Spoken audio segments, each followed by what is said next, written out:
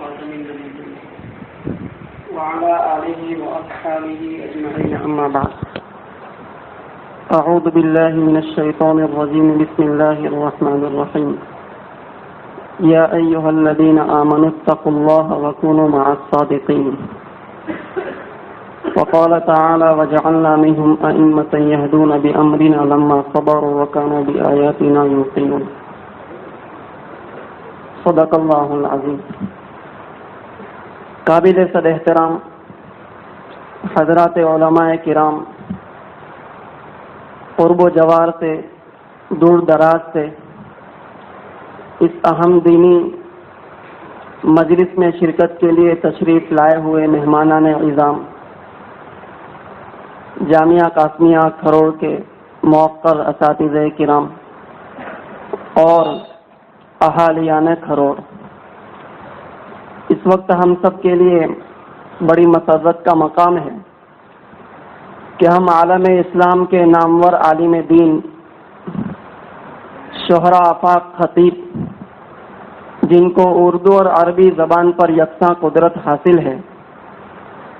اور جنہوں نے محض خطابت کی بنیاد پر دنیا میں اپنا نام پیدا کیا ہے، جو اپنی حق گوئی اور بے باکی کے اندر مثالی حیثیت رکھتے ہیں، ایسے حضرت مولانا سید سلمان حسینی دامت برکاتہم العالیہ کو سننے کے لیے، ان کی زیارت و ملاقات کے لیے اس وقت ہم سب جمع ہیں. جس چائے کے بننے میں پینے میں انتظار زیادہ کرنا پڑے، اس چائے کی پیالی ہاتھ میں آنے کے بعد اس کی لذت زیادہ محسوس ہوتی ہے. تو حضرت انشاءاللہ قریب ہی ہیں اور بہت جلد ہمارے درمیان جلوہ افروز ہوں گے اور ہمیں نظارہ دید سے سرشار کریں گے. تب تک ہم مجلس کی افتتاح کے لیے جامعہ قاسمیہ کے استاد محترم جناب قاری صوبان صاحب زید مزدہو سے درخواست کرتے ہیں کہ تشریف لائیں اور ترتیلاً تلاوت کلام پاک پیش فرمائیں.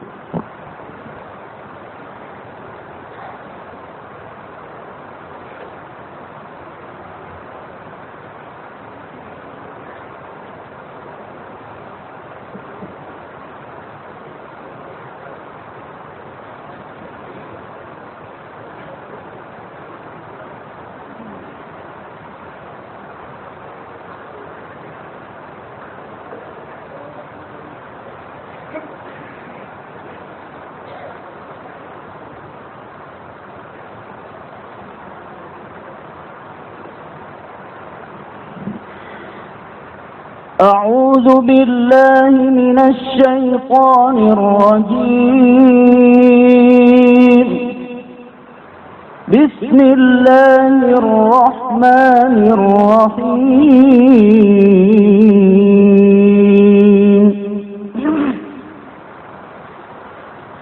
ما كان على النبي من حرج فيما فرض الله له، سنة الله في الذين خلوا من قبل، وكان أمر الله قدرا مقدورا. الذين يبلغون رسالات الله ويخشونه ولا يخشون أحدا إلا الله، وكفى بالله حسيبا. ما كان محمد أبا أحد من رجالكم ولكن رسول الله وخاتم النبيين،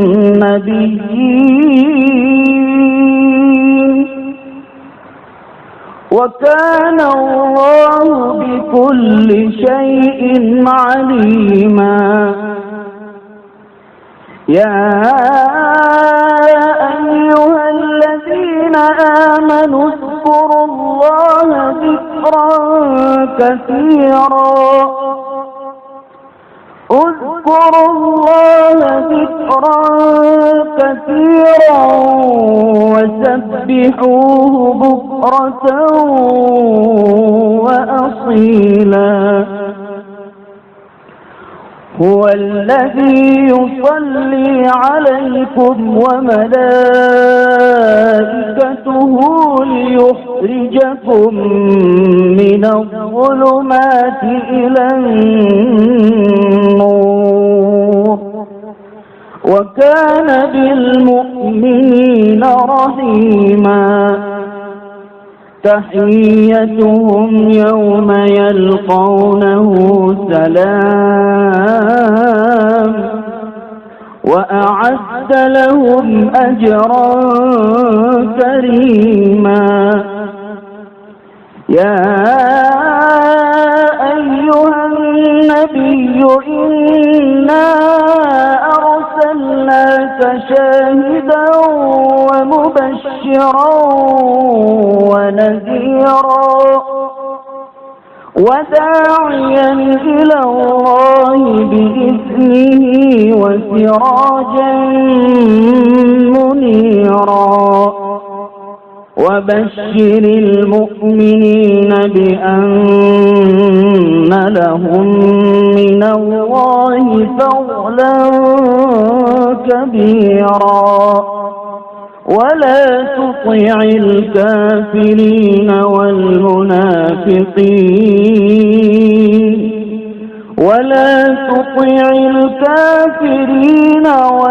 والمنافقين ودع أذاهم وتوكل على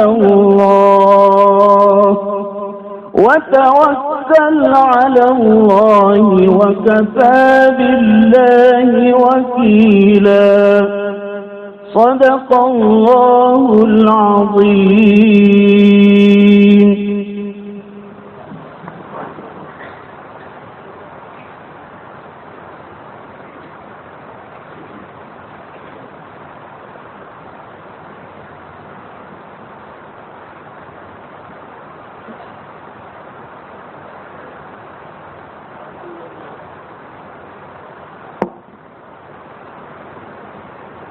ہم لوگ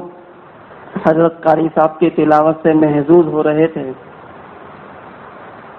اس تلاوت میں ہم سب سامعین شبنم و اوس کی ٹھنڈک اور قند و نبات کی مٹھاس محسوس کر رہے تھے. قرآن کریم کی خصوصیت یہی ہے کہ اس کتاب کو کبھی کہنگی نہیں لگتی. یہ پرانے پن کی سطح سے بہت ماورا اور بلند کتاب ہے. اسے جتنی مرتبہ پڑھا جائے، جتنی مرتبہ سنا جائے، ہر مرتبہ پڑھنے والا بھی اور سننے والا بھی ایک نیا لطف، ایک نیا کیف اور اپنے دل کی دنیا میں ایک ہلچل اور کھلبلی محسوس کرتا ہے. اللہ تبارک و تعالی حضرت قاری صاحب کو جزائے خیر عطا فرمائے اور ہم سب کے دلوں میں محبت قرآنی پیدا فرمائے. قاری صاحب جن آیات کی تلاوت فرما رہے تھے ان میں انا ارسلناک شاہدا ومبشرا ونذیرا وداعیا الی اللہ باذنہ وسراجا منیرا. قرآن کریم نے نبی کریم صلی اللہ علیہ وسلم کے یہ اوصاف بیان کیے ہیں. آپ صلی اللہ علیہ وسلم کی جو شخصیت ہے وہ عالم انسانیت کے لیے ایک عظیم رہبر اور بے مثال رہنما کی حیثیت رکھتی ہے. نبی کریم صلی اللہ علیہ وسلم صرف ہمارے لیے واسطہ ایمان نہیں بلکہ ہمارے استاد محترم حضرت مولانا خالد سیف اللہ رحمانی دامت برکاتہم العالیہ جو انشاءاللہ عن قریب کوسمبا میں تشریف لا رہے ہیں، ان کے بقول نبی کریم صلی اللہ علیہ وسلم کی ذات گرامی ہم سب کے لیے مدار ایمان ہے. ماہر القادری نے کہا تھا محمد کی محبت دین حق کی شرط اول ہے. محمد کی محبت دین حق کی شرط اول ہے، اسی میں ہو اگر خامی تو سب کچھ نامکمل ہے. تو وہ ہستی ایسی ہے کہ اس کی تعریف میں جب سے وہ ہستی پیدا ہوئی، مارز وجود میں آئی، تب سے لے کر آج تک لوگ رطب اللسان رہے ہیں اور الگ الگ انداز سے لوگوں نے نبی کریم صلی اللہ علیہ وسلم کی بارگاہ میں عقیدت اور محبت کے پھول نچھاور کیے ہیں اور اپنی محبت کی تسکین کا سامان تلاش کیا ہے، لیکن یہ سلسلہ ختم ہونے کا نام نہیں لیتا۔ بڑی سعادت ہوگی کہ اس مجلس کے اندر اس عظیم ہستی کا عطربیز تذکرہ چھیڑا جائے جس کے لیے آپ کے سامنے پیش ہو رہے ہیں جامعہ کے استاد محترم قاری عبدالرحمن صاحب روی کے ایک چھوٹے سے فرزند انیس سلمہ ہو۔ وہ آئیں اور نبی کریم صلی اللہ علیہ وسلم کی شان اقدس میں نعتیہ کلام پیش کریں، اور آپ حضرات سے امید ہے کہ آپ اس نئی کلی کی حوصلہ افزائی کر کے اس کو پھول بننے کا موقع دیں گے۔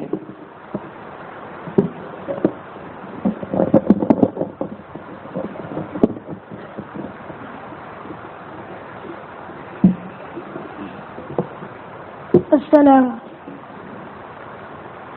حسبي ربي جل الله ما في قلبي إلا الله اسم محمد صلى الله حق الله حق الله حق الله حق الله نور ہدایت جب چمکا صلی علی کا شور ہوا، سب نے مل کے یہی کہا حق اللہ حق اللہ حق اللہ حق اللہ حسبی ربی جل اللہ ما فی قلبی الا اللہ اسم محمد صلی اللہ لا حق اللہ حق اللہ حق اللہ حق اللہ میرے نبی کا ہے مقرا چاند بھی جس پر ہے شہدا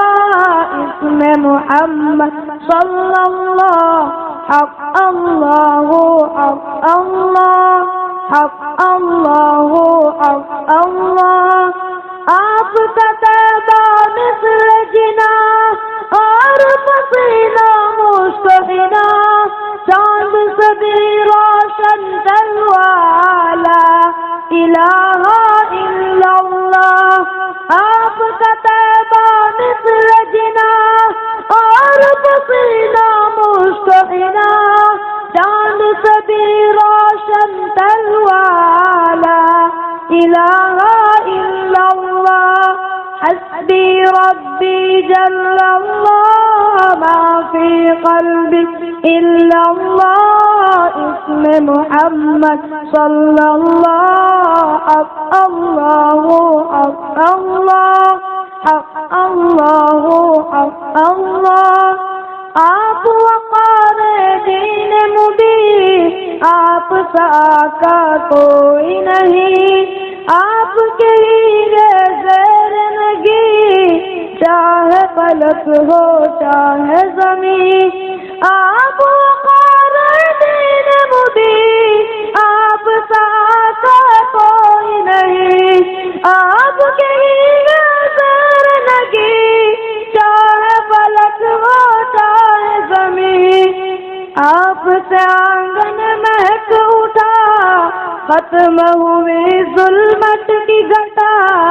بچہ بچہ کہنے لگا حق اللہ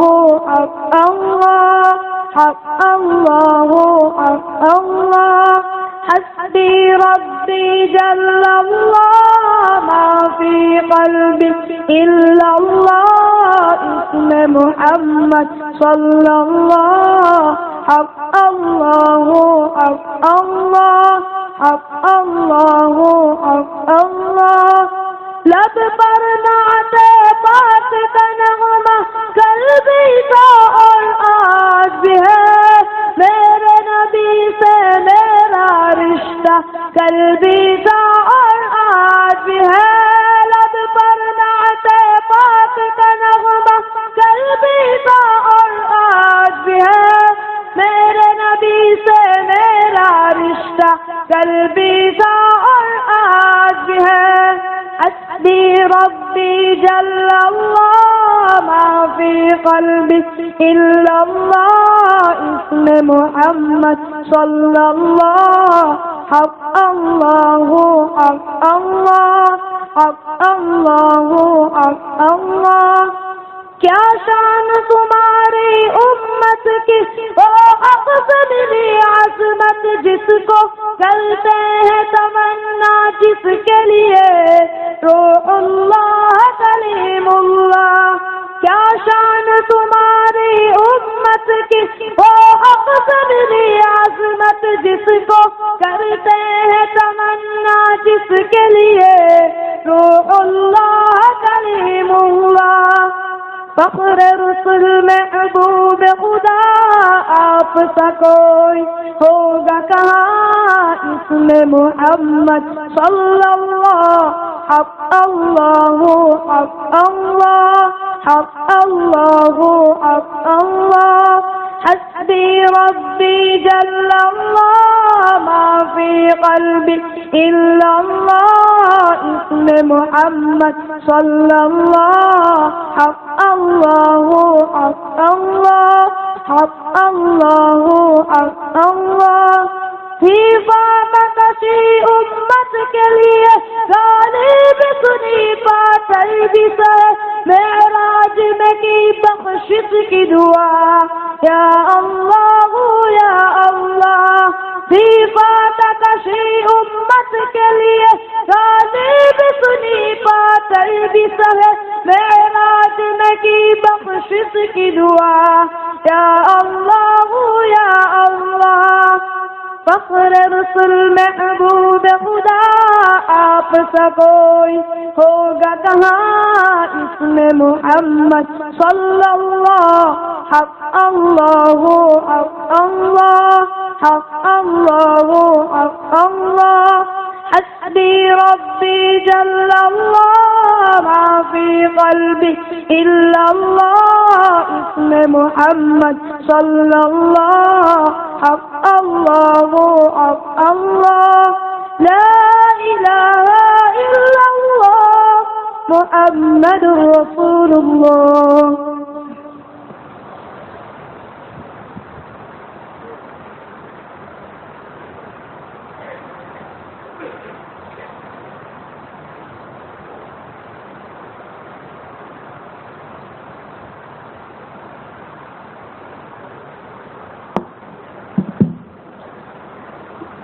ماشاء اللہ حسب توقع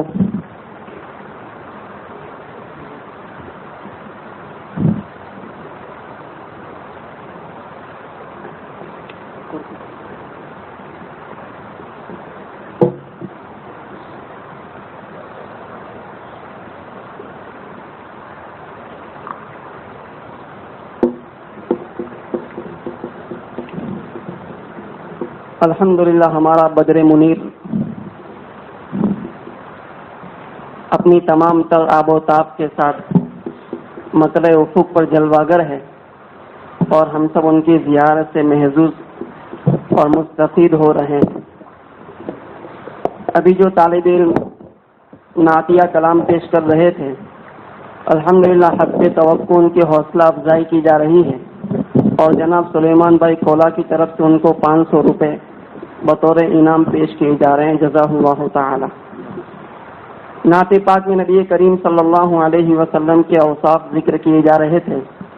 آپ صلی اللہ علیہ وسلم کی بہت ساری خصوصیتوں میں سے ایک عظیم خصوصیت یہ بھی ہے کہ اللہ تبارک و تعالیٰ نے آپ کی امت کے اندر ایسے افراد پیدا فرمائے جو ہر دور کے اندر نبی کریم صلی اللہ علیہ وسلم کے مشن کو آگے بڑھاتے رہے اور جنہوں نے حق کی ترجمانی کے باب میں،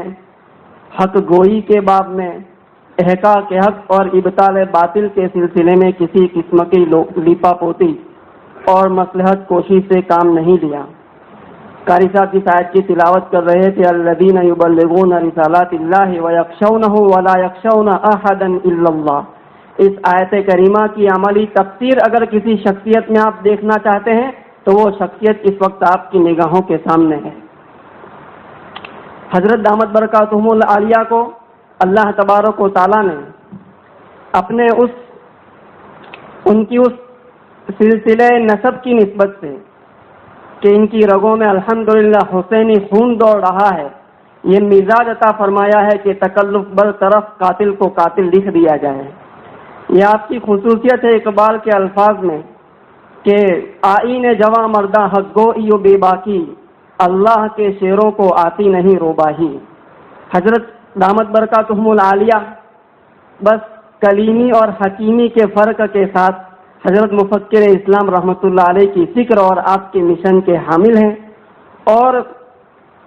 الحمدللہ اللہ تبارک و تعالیٰ نے بین الاقوامی سطح پر آپ کو وہ حیثیت عطا فرمائی ہے کہ عالم اسلام کے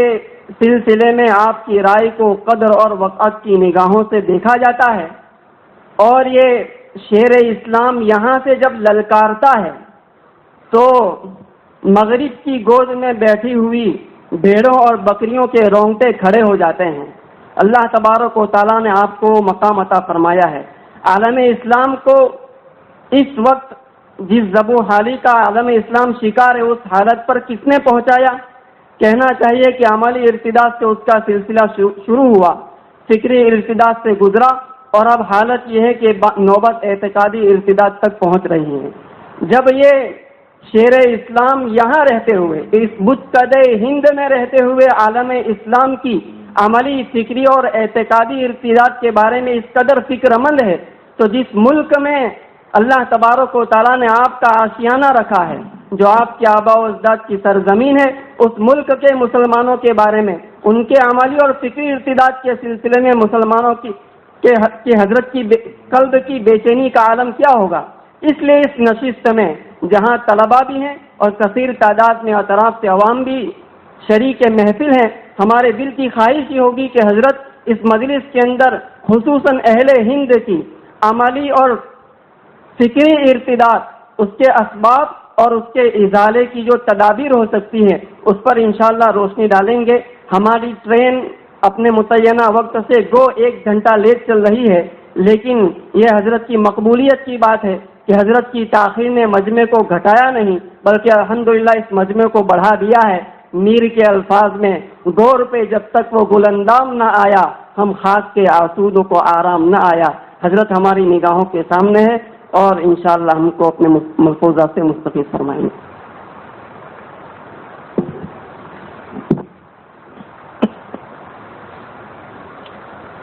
الحمد لله نحمده ونستعينه ونستغفره ونؤمن به ونتوكل عليه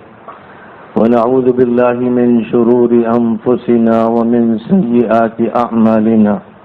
من يهده الله فلا مضل له ومن يضلله فلا هادي له،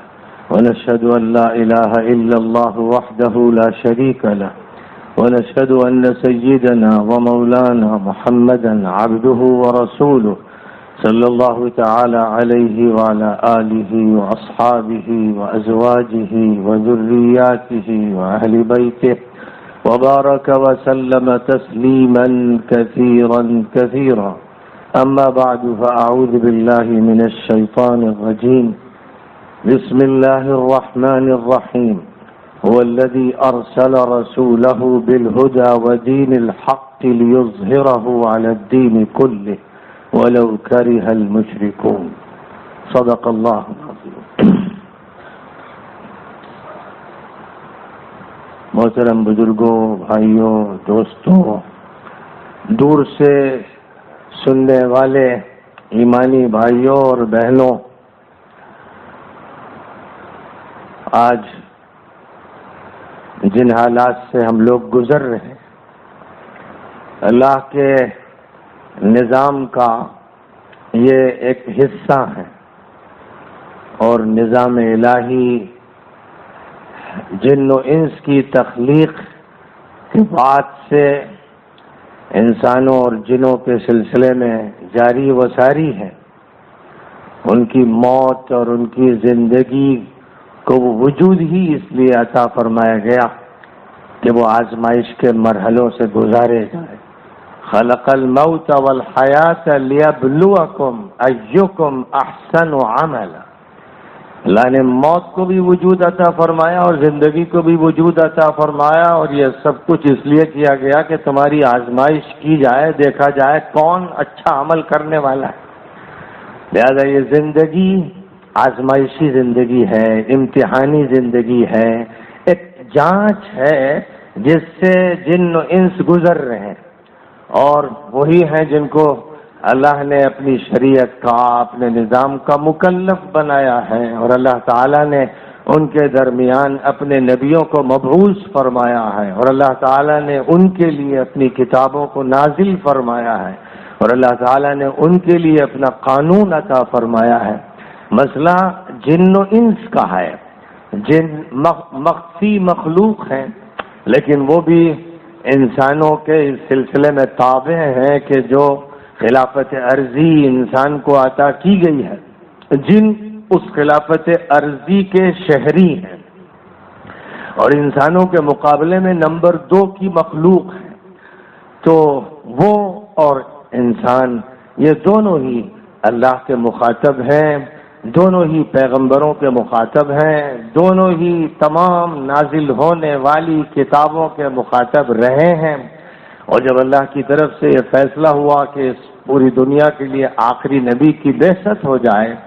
آخری نبی کو برپا کر دیا جائے، تو اب جن و انس آخری نبی کے مخاطب ہو گئے۔ پچھلی تمام شریعتوں کو مجموعی طور پر منسوخ کر دیا گیا ہے، پچھلی تمام کتابوں کو منسوخ کر دیا گیا ہے۔ قرآن پاک کو اس حیثیت سے اتارا گیا کہ اب یہ آخری کتاب ہے، دستوری کتاب ہے، قانونی کتاب ہے، یہی کتاب اب مرجع ہے، یہی ملجأ و مأویٰ ہے۔ اب اسی کتاب کے ذریعے سے مسائل حل کیے جائیں گے، فیصلے کیے جائیں گے۔ اس کو یہ حیثیت امت مسلمہ کے لیے تو دی ہی گئی ہے، پوری انسانی برادری کے لیے دی گئی، تمام جنوں کے لیے دی گئی۔ قرآن پاک میں سورۃ الاحقاف میں اور سورۃ الجن میں جنوں کی طرف سے یہ بات ذکر کی گئی ہے کہ انہوں نے اس آخری کتاب کے نزول کے بارے میں معلومات حاصل کی، اور نبی صلی اللہ علیہ وسلم کو قرآن پڑھتے سنا تو وہ اتنا متاثر ہوئے کہ ایمان لے آئے اور فوراً اپنے علاقوں میں چلے گئے جہاں انہوں نے دعوت و تبلیغ کا کام شروع کر دیا اور لوگوں کو اس اسلام کی دعوت دینا شروع کر دی۔ اس سلسلے کو قرآن پاک میں مختلف مقامات پر بالخصوص سورۃ الاحقاف و سورۃ الجن میں بیان کیا گیا ہے۔ اور جہاں تک انسان کا تعلق ہے، جو اولین طور پر مخاطب ہیں، جن میں سے نبی کا ہی نہیں، ایک آخری نبی کا نہیں، تمام پیغمبروں کا انتخاب کیا گیا، اور ہمیشہ انسانی پیغمبر کو جنوں کا بھی پیغمبر بنایا گیا۔ جن ہمیشہ تابع ہیں، وہ متبوع نہیں ہیں۔ یہ ایک حقیقت ہے جس کا قرآن پاک میں اظہار فرمایا گیا، اور آخری دور کے لیے اب جتنی بھی مخلوقات ہیں اور جو مکلف قرار دی گئی ہیں، سبھی سے یہ خطاب وابستہ ہے۔ اللہ تعالیٰ سب کو حکم دے رہا ہے، قرآن سب کے لیے اتارا گیا ہے، اور نبی صلی اللہ علیہ وسلم کو تمام انسانوں کے لیے اور جنوں کے لیے مبعوث کیا گیا ہے۔ یہ بنیادی نقطہ ہے۔ یہ نقطہ جب ذہن میں موجود رہے گا تو پھر ہم یوں سوچیں گے قرآن انسانی دنیا کے لیے قانون ہے، مسلمانوں کا صرف قانون ہے، عالم عربی کا قانون ہے، عالم اسلام کا قانون ہے، جزیرۃ العرب کا قانون ہے، مصر و شام و عراق کا قانون ہے۔ بات صرف پھر ذہن میں یہ نہیں ہوگی، قرآن پاک ہی امریکہ کا قانون ہے، یورپ کا ہے، آسٹریلیا کا، افریقہ کا اور ایشیا کا۔ دنیا میں جتنے بھی اہل مذاہب ہیں، دنیا میں جتنی بھی برادری کے لوگ ہیں، جتنے بھی رنگ اور نسل کے لوگ ہیں، قرآن بغیر کسی تفریق کے اس بنیاد پر کہ وہ آدم کے بیٹے ہیں، حوا کے بیٹے اور بیٹیاں ہیں، اور وہ اللہ کے بندے ہیں اور پیغمبر ان میں مبعوث کیے گئے ہیں، اس لیے ان سب کو قرآن پاک مخاطب کرتا ہے، ان کے لیے اتارا گیا۔ یہ ایک ایسی بات ہے جو نبی اکرم صلی اللہ علیہ وسلم کے ذریعے متعارف ہوئی۔ آپ نے اس بات کو کھل کر واضح فرمایا۔ آپ سے پہلے جو پیغمبر آئے انہوں نے بھی یہی کیا، لیکن ایک عرصے کے بعد صورتحال ایسی تبدیل ہو گئی کہ مسلمانوں نے اپنے ارد گرد حصار باندھ دیا، دیواریں اٹھا دی، قلعہ بند ہو گئے، اور اپنے قلعوں پر انہیں فخر ہونے لگا۔ ہمارے مدارس قلعے ہیں، مساجد قلعے ہیں۔ اگر قلعے ہیں اس معنی میں کہ یہ چھاونیاں ہیں جہاں فوج کی تربیت ہوتی، تو پھر اس چھاونی سے نکلنا چاہیے۔ بارڈر سیکورٹی کا مسئلہ ہو یا لا اینڈ آرڈر کا مسئلہ ہو یا کہیں پر بھی تحفظ کا مسئلہ ہو، تو پھر قلعے کی اس فوج کو یہ کام کرنا چاہیے۔ قلعے میں اسے رہنا اور اسی میں زندگی گزارنا، یہ تو فوج کے مشن کے خلاف ہے، یہ تو حفاظت کرنے والے افراد کے نظام کے خلاف ہے۔ لیکن ہم لوگوں نے اپنے کو قلعہ بند کر لیا اس معنی میں کہ باہر سے ہمیں سروکار نہیں ہے، ہمیں اس اپنی اندر کی زندگی سے سروکار ہے۔ یہ ایک بہت بڑا مغالطہ ہوا ہے، اور اس مغالطے سے جو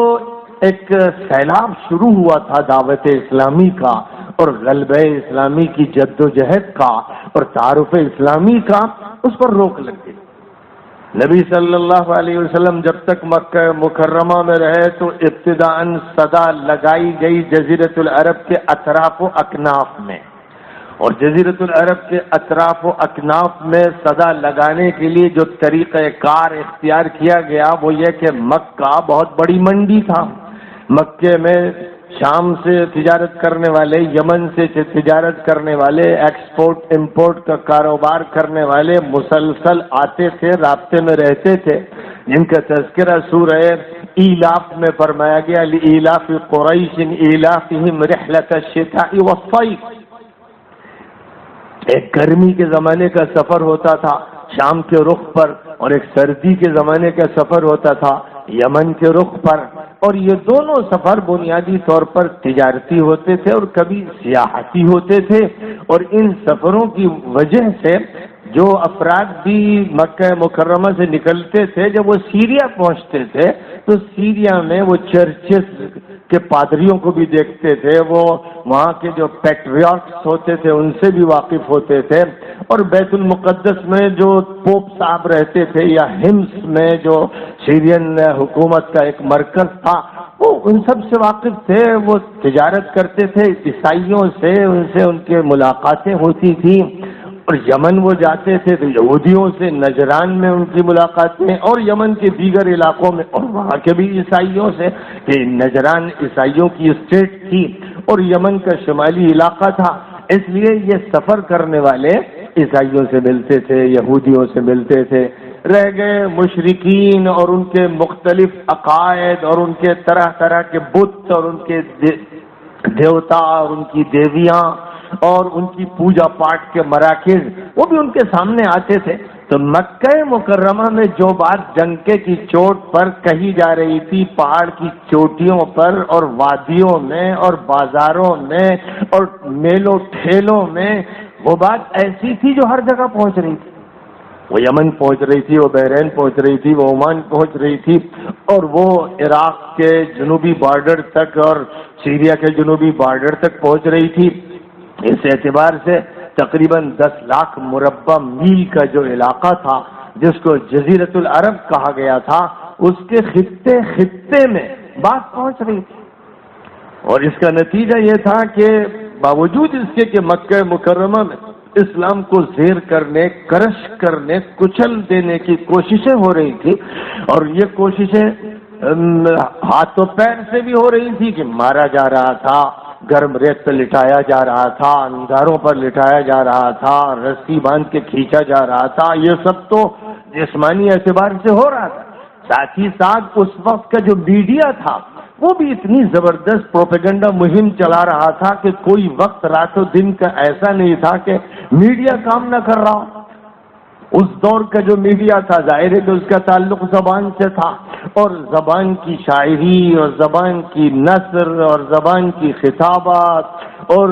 زبان کے ذریعے سازشیں، کیا تھا جو نہیں ہو رہا تھا۔ قرآن پاک میں، سورہ بقرہ میں، سورہ آل عمران میں، سورہ نساء میں، سورہ مائدہ میں، بلکہ اگر کہا جائے کہ قرآن کے بڑے حصے میں ان کی پروپیگنڈا مہم کے حوالے ہیں، بالکل ابتدائی دور میں جب سورۃ المدثر نازل ہوئی، اس سے پہلے جو صورتحال تھی کہ پوری برادریاں مل کر ولید ابن المغیرہ کے پاس آئیں اور ان سے یہ کہا کہ آپ کوئی ایسی بات کہیے قرآن کے بارے میں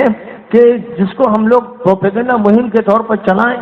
ہم لوگ قرآن سے کیسے دور کریں؟ قرآن تو چھاتا چلا جا رہا ہے، غالب آ رہا ہے، دلوں میں گھستا چلا جا رہا ہے، دماغوں کو تبدیل کر رہا ہے، روک کیسے لگائی جائے؟ ان کا جو اپنا عمل تھا، وَقَالَ الَّذِينَ كَفَرُوا لَا تَسْمَعُوا لِهَذَا الْقُرْآنِ وَالْغَوْا فِيهِ لَعَلَّكُمْ تَغْلِبُونَ۔ کافر و منکر یہ کہتے ہیں کہ اس قرآن کو مت سننا، شور مچاؤ، جب بھی کہیں آواز آ رہی ہو غل مچاؤ، ہنگامے کرو تاکہ تمہارے کانوں تک اس کے بول نہ پہنچیں، شاید تم غالب آ جاؤ۔ غلبے کی مہم یہ تھی کہ سننا نہیں۔ ظاہر ہے کہ ایک منفی اپروچ تھا، یہ ایک ایسا طریقہ تھا جو جاہلوں کا ہوتا ہے، جو پڑھے لکھوں کا طریقہ نہیں ہوتا ہے۔ پڑھے لکھے تو کسی چیز کو سنتے ہیں، پڑھتے ہیں، تجزیہ کرتے ہیں، تحلیل کرتے ہیں، انالیسس کرتے ہیں، غور و فکر کرتے ہیں، پھر کسی نتیجے تک پہنچتے ہیں۔ لیکن وہ ان پڑھ تھے، جاہل تھے، اجٹ تھے، ظالم تھے، تو انہوں نے یہ موقف اختیار کیا۔ لیکن اس موقف کی ہار ہو رہی تھی۔ جو بھی پڑھے لکھے یمن سے آتے، جو پڑھے لکھے عمان سے آتے، جو پڑھے لکھے بحرین سے آتے، جو پڑھے لکھے دیگر علاقوں سے آتے، وہ یہ محسوس کرتے کہ یہ الڑ پنے کا موقف ہے، یہ جاہلوں کا موقف ہے، سننا چاہیے، سننا چاہیے۔ ابو ذر غفاری غفار قبیلے سے متاثر ہو کر آئے اور یہاں انہوں نے انتظار کیا حضور پاک علیہ السلام سے ملاقات کا، اور پھر ملاقات کی نوبت آئی اور پھر انہوں نے اپنے اسلام کا اظہار کیا، جس پر لوگ پل پڑے، ان کو مارا پیٹا،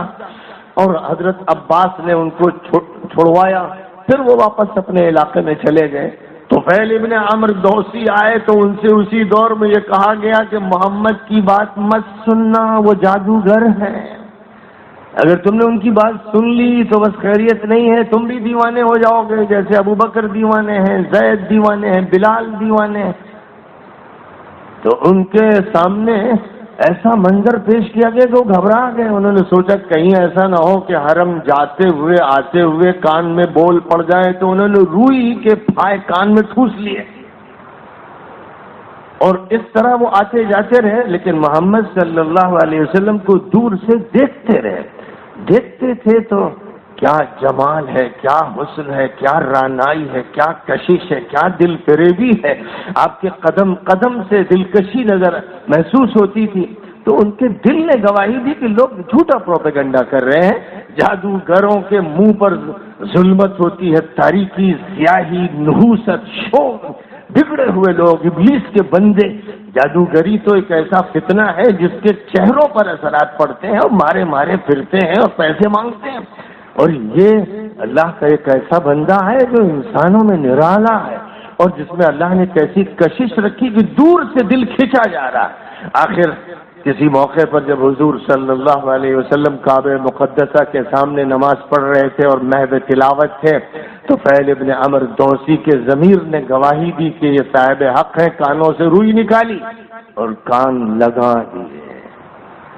بس پھر وہی ہوا جس کو لوگ کہتے تھے کہ جادو ہو جائے گا۔ یہ اسلام کا جادو تھا، یہ قرآن کا جادو تھا، یہ نبی کا جادو تھا، یہ حلال جادو تھا، حرام جادو نہیں تھا۔ یہ وہ جادو تھا جو سر چڑھ کر بولتا تھا، یہ دل کو نخچیر کرتا تھا، دلوں کو اسیر کرتا تھا، اور دماغوں کو گرفتار کرتا تھا، اور باطن میں داخل ہو جاتا تھا، اور اس کے ذریعے انسان کا باطن ایک مرقع نور بن جاتا تھا۔ یہ ساری کیفیات طفیل ابن عمرو دوسی میں پیدا ہوئی، اور حضور صلی اللہ علیہ وسلم نماز سے فارغ ہوئے تو وہ حاضر ہوئے اور کہا کہ میں تو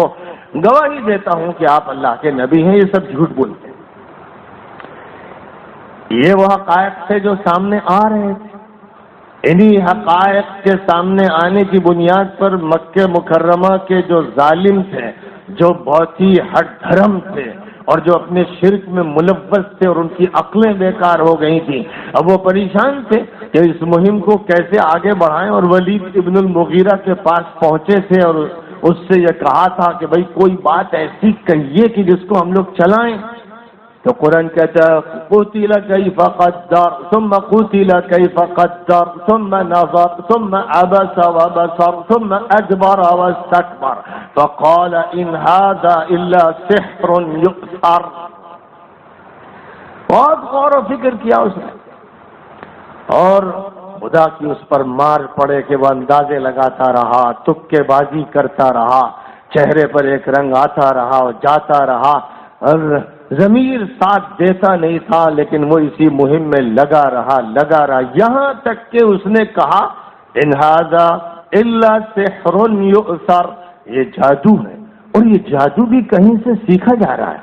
مکے میں تو ایسا جادوگر بھی کوئی نہیں، معلوم نہیں کہاں سے یہ جادو لے کر آ رہا ہے. یہ وہ بات تھی جو ان کی شکست کا اظہار تھا. جب ڈاکٹر ناکام ہو جاتا ہے، حکیم ناکام ہو جاتا ہے اور سب پریشان ہو جاتے ہیں، تو آخر میں پھر یہ بات چلتی ہے کہ جادو ہو گیا، پھر عاملوں کی تلاش ہوتی ہے. اب مسئلہ یہ ہوتا ہے کہ یہ تو پر اسرار چیز ہے، بہت ہی سیکریٹ ہے، اس میں مسئلہ مادی دواؤں سے نہیں چلے گا. یہ لوگوں کی ایک بیماری ہے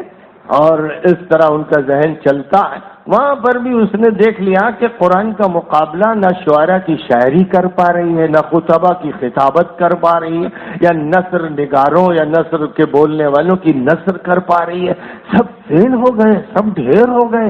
جن شاعروں کا حال یہ تھا کہ ان کے قصیدوں کو ایسی عزت دی گئی کہ کعبہ مقدسہ کی دیواروں پر وہ قصیدے لٹکائے گئے، اور پورے عرب نے ان کی شاعری کا اعتراف کیا، ان کے سامنے گھٹنے ٹیک دیے. لیکن قرآن پاک جب اترنا شروع ہوا تو شاعروں کی شاعری پھیکی پڑ گئی، وہ گویا بے زبان ہو گئے. اب ان کے اندر یہ طاقت نہیں رہی کہ وہ قرآن کا مقابلہ کرے، اور قرآن پاک ان کو زج کرتا رہا، چھیڑتا رہا، جھنجھوڑتا رہا کہ اگر تمہیں شک ہے تو پھر تم اس قرآن پاک کے مقابلے میں، اس ایک سورے کے مقابلے میں ایک سورے پیش کر کے دکھا دو. پہلے کہا گیا تھا کہ پورے قرآن کا مقابلہ کر کے دکھاؤ، پھر کہا گیا تھا کہ اچھا 10 صورتیں لا کر پیش کرو، پھر آخری نمبر پر یہ کہا گیا فَأْتُوا بِسُورَةٍ مِّن مِثْلِهِ، ایک سورہ مقابل کی پیش کر دو. اِنَّا أَعْطَيْنَاكَ کا مقابلہ کر لو، والعصر کا مقابلہ کر لو، قل اللہ کا مقابلہ کر لو. اس ایک سورے کے اندر جو مضامین کا سمندر ہے اور جو بجلیاں کون رہی ہیں، اور اس کے الفاظ کے اندر جو طاقت و تاثیر ہے، اور اس کے جملوں کی جو ساخت و پرداخت ہے، اور اس میں اللہ کے مضامین کی جو طاقت اور قوت ہے، لاؤ دکھاؤ. دنیا جانتی ہے کہ 13 سال مکہ مکرمہ کے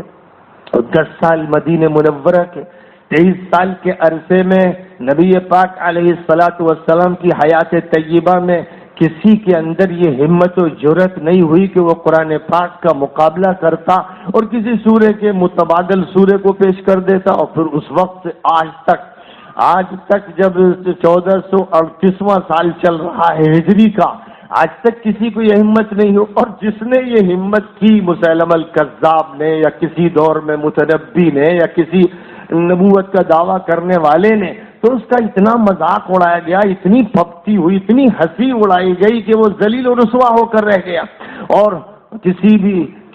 بھی حیثیت سے کسی نے مقابلے کی کوئی چیز نہیں پیش کی. یہ خود قرآن کا جیتا جاگتا معجزہ ہے. یہ قرآن پاک کی وہ دلیل ہے، بالکل ایسی جیسے سورج کے نکلنے کی دلیل سورج کی روشنی ہے، ویسے قرآن پاک کی روشنی، قرآن کا نور، قرآن کی تاثیر، قرآن کے اندر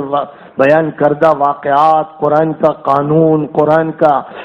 لوگوں پر اثر، یہ سارے ایسے معجزات ہیں جن معجزات کا مقابلہ کرنے کی کسی میں سکت نہیں. بہرحال نبی پاک علیہ الصلاۃ والسلام مکہ مکرمہ میں مبعوث فرمائے گئے پوری دنیا انسانیت کے لیے، اور پہلا کام آپ کو اللہ کی طرف سے پوری دنیا پر غلبے کے لیے، اسلام کے نظام کو غالب کرنے کے لیے، صرف پھیلانے کے لیے نہیں، صرف اس لیے نہیں کہ لوگ کچھ دیندار بن جائیں، نمازی بن جائیں، روزے دار بن جائیں، کچھ اچھے بن جائیں، کچھ نیک بن جائیں، کچھ متقی بن جائیں. یہ تو وہ مشن تھا جو حضرت عیسیٰ کا تھا مثلا، اور سابقہ ان انبیاء کا تھا جو انبیاء کرام دنیا میں دین کے غلبے کے لیے تشریف نہیں لائے تھے بلکہ دین کی نشر و اشاعت کے لیے تشریف لائے تھے، لیکن آخری نبی کے بارے میں اللہ نے خود جو فرمایا هو الذی ارسل رسولہ بالہدی ودین الحق، وہ ہے اللہ جس نے اپنے پیغمبر کو ہدایت دے کر اور دین برحق دے کر بھیجا۔ کیوں بھیجا؟ لیظہرہ علی الدین کلہ، تمام ادیان پر غالب کرنے کے لیے بھیجا ہے۔ یہ مقصد ہے، یہ غرض و غایت ہے، یہ اللہ کی طرف سے فیصلہ ہے، اور جب یہ اللہ کی طرف سے فیصلہ ہے اور یہ فیصلہ مکی دور میں کر دیا گیا تھا،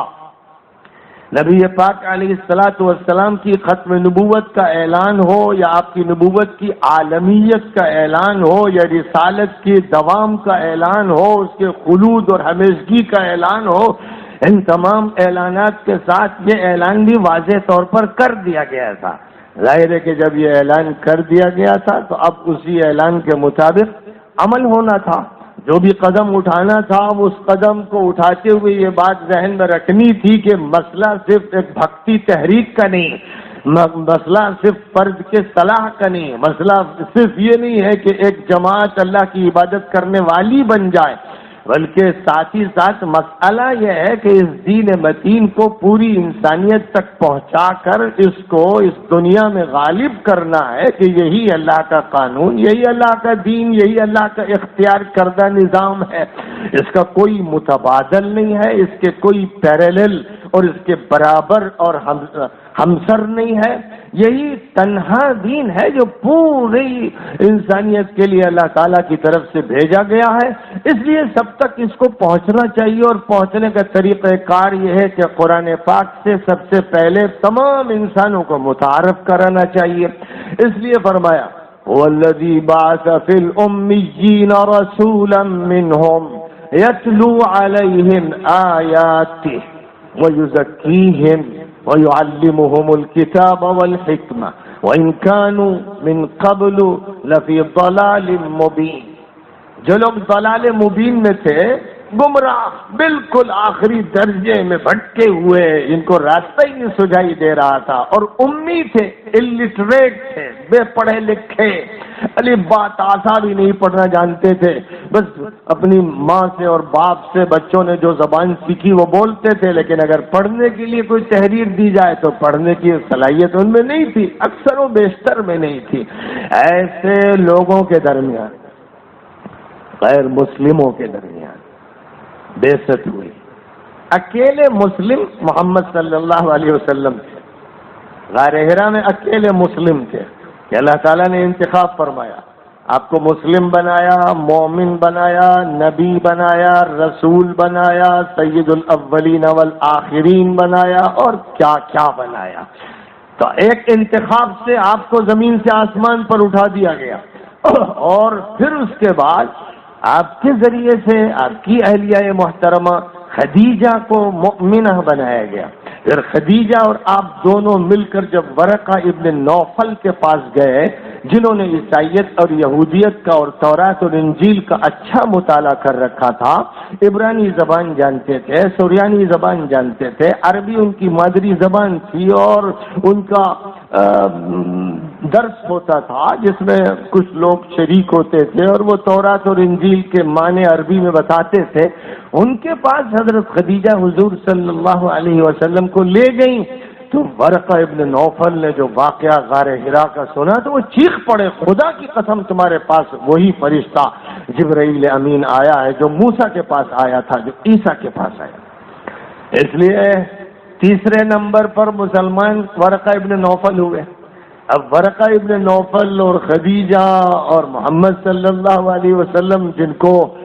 بانی مبانی بنایا گیا اور جن کا انتخاب فرمایا گیا، ان کے عزیز پرانے دوست اور ساتھی ابو بکر مسلمان ہوئے۔ گھر میں خدمت کے لیے جو ایک زمانے سے رہ رہے تھے زید ابن حارثہ، وہ مسلمان ہو گئے۔ علی جو گھر میں بچے کی طرح پل رہے تھے، ابھی 10 سال کے تھے، وہ مسلمان ہو گئے۔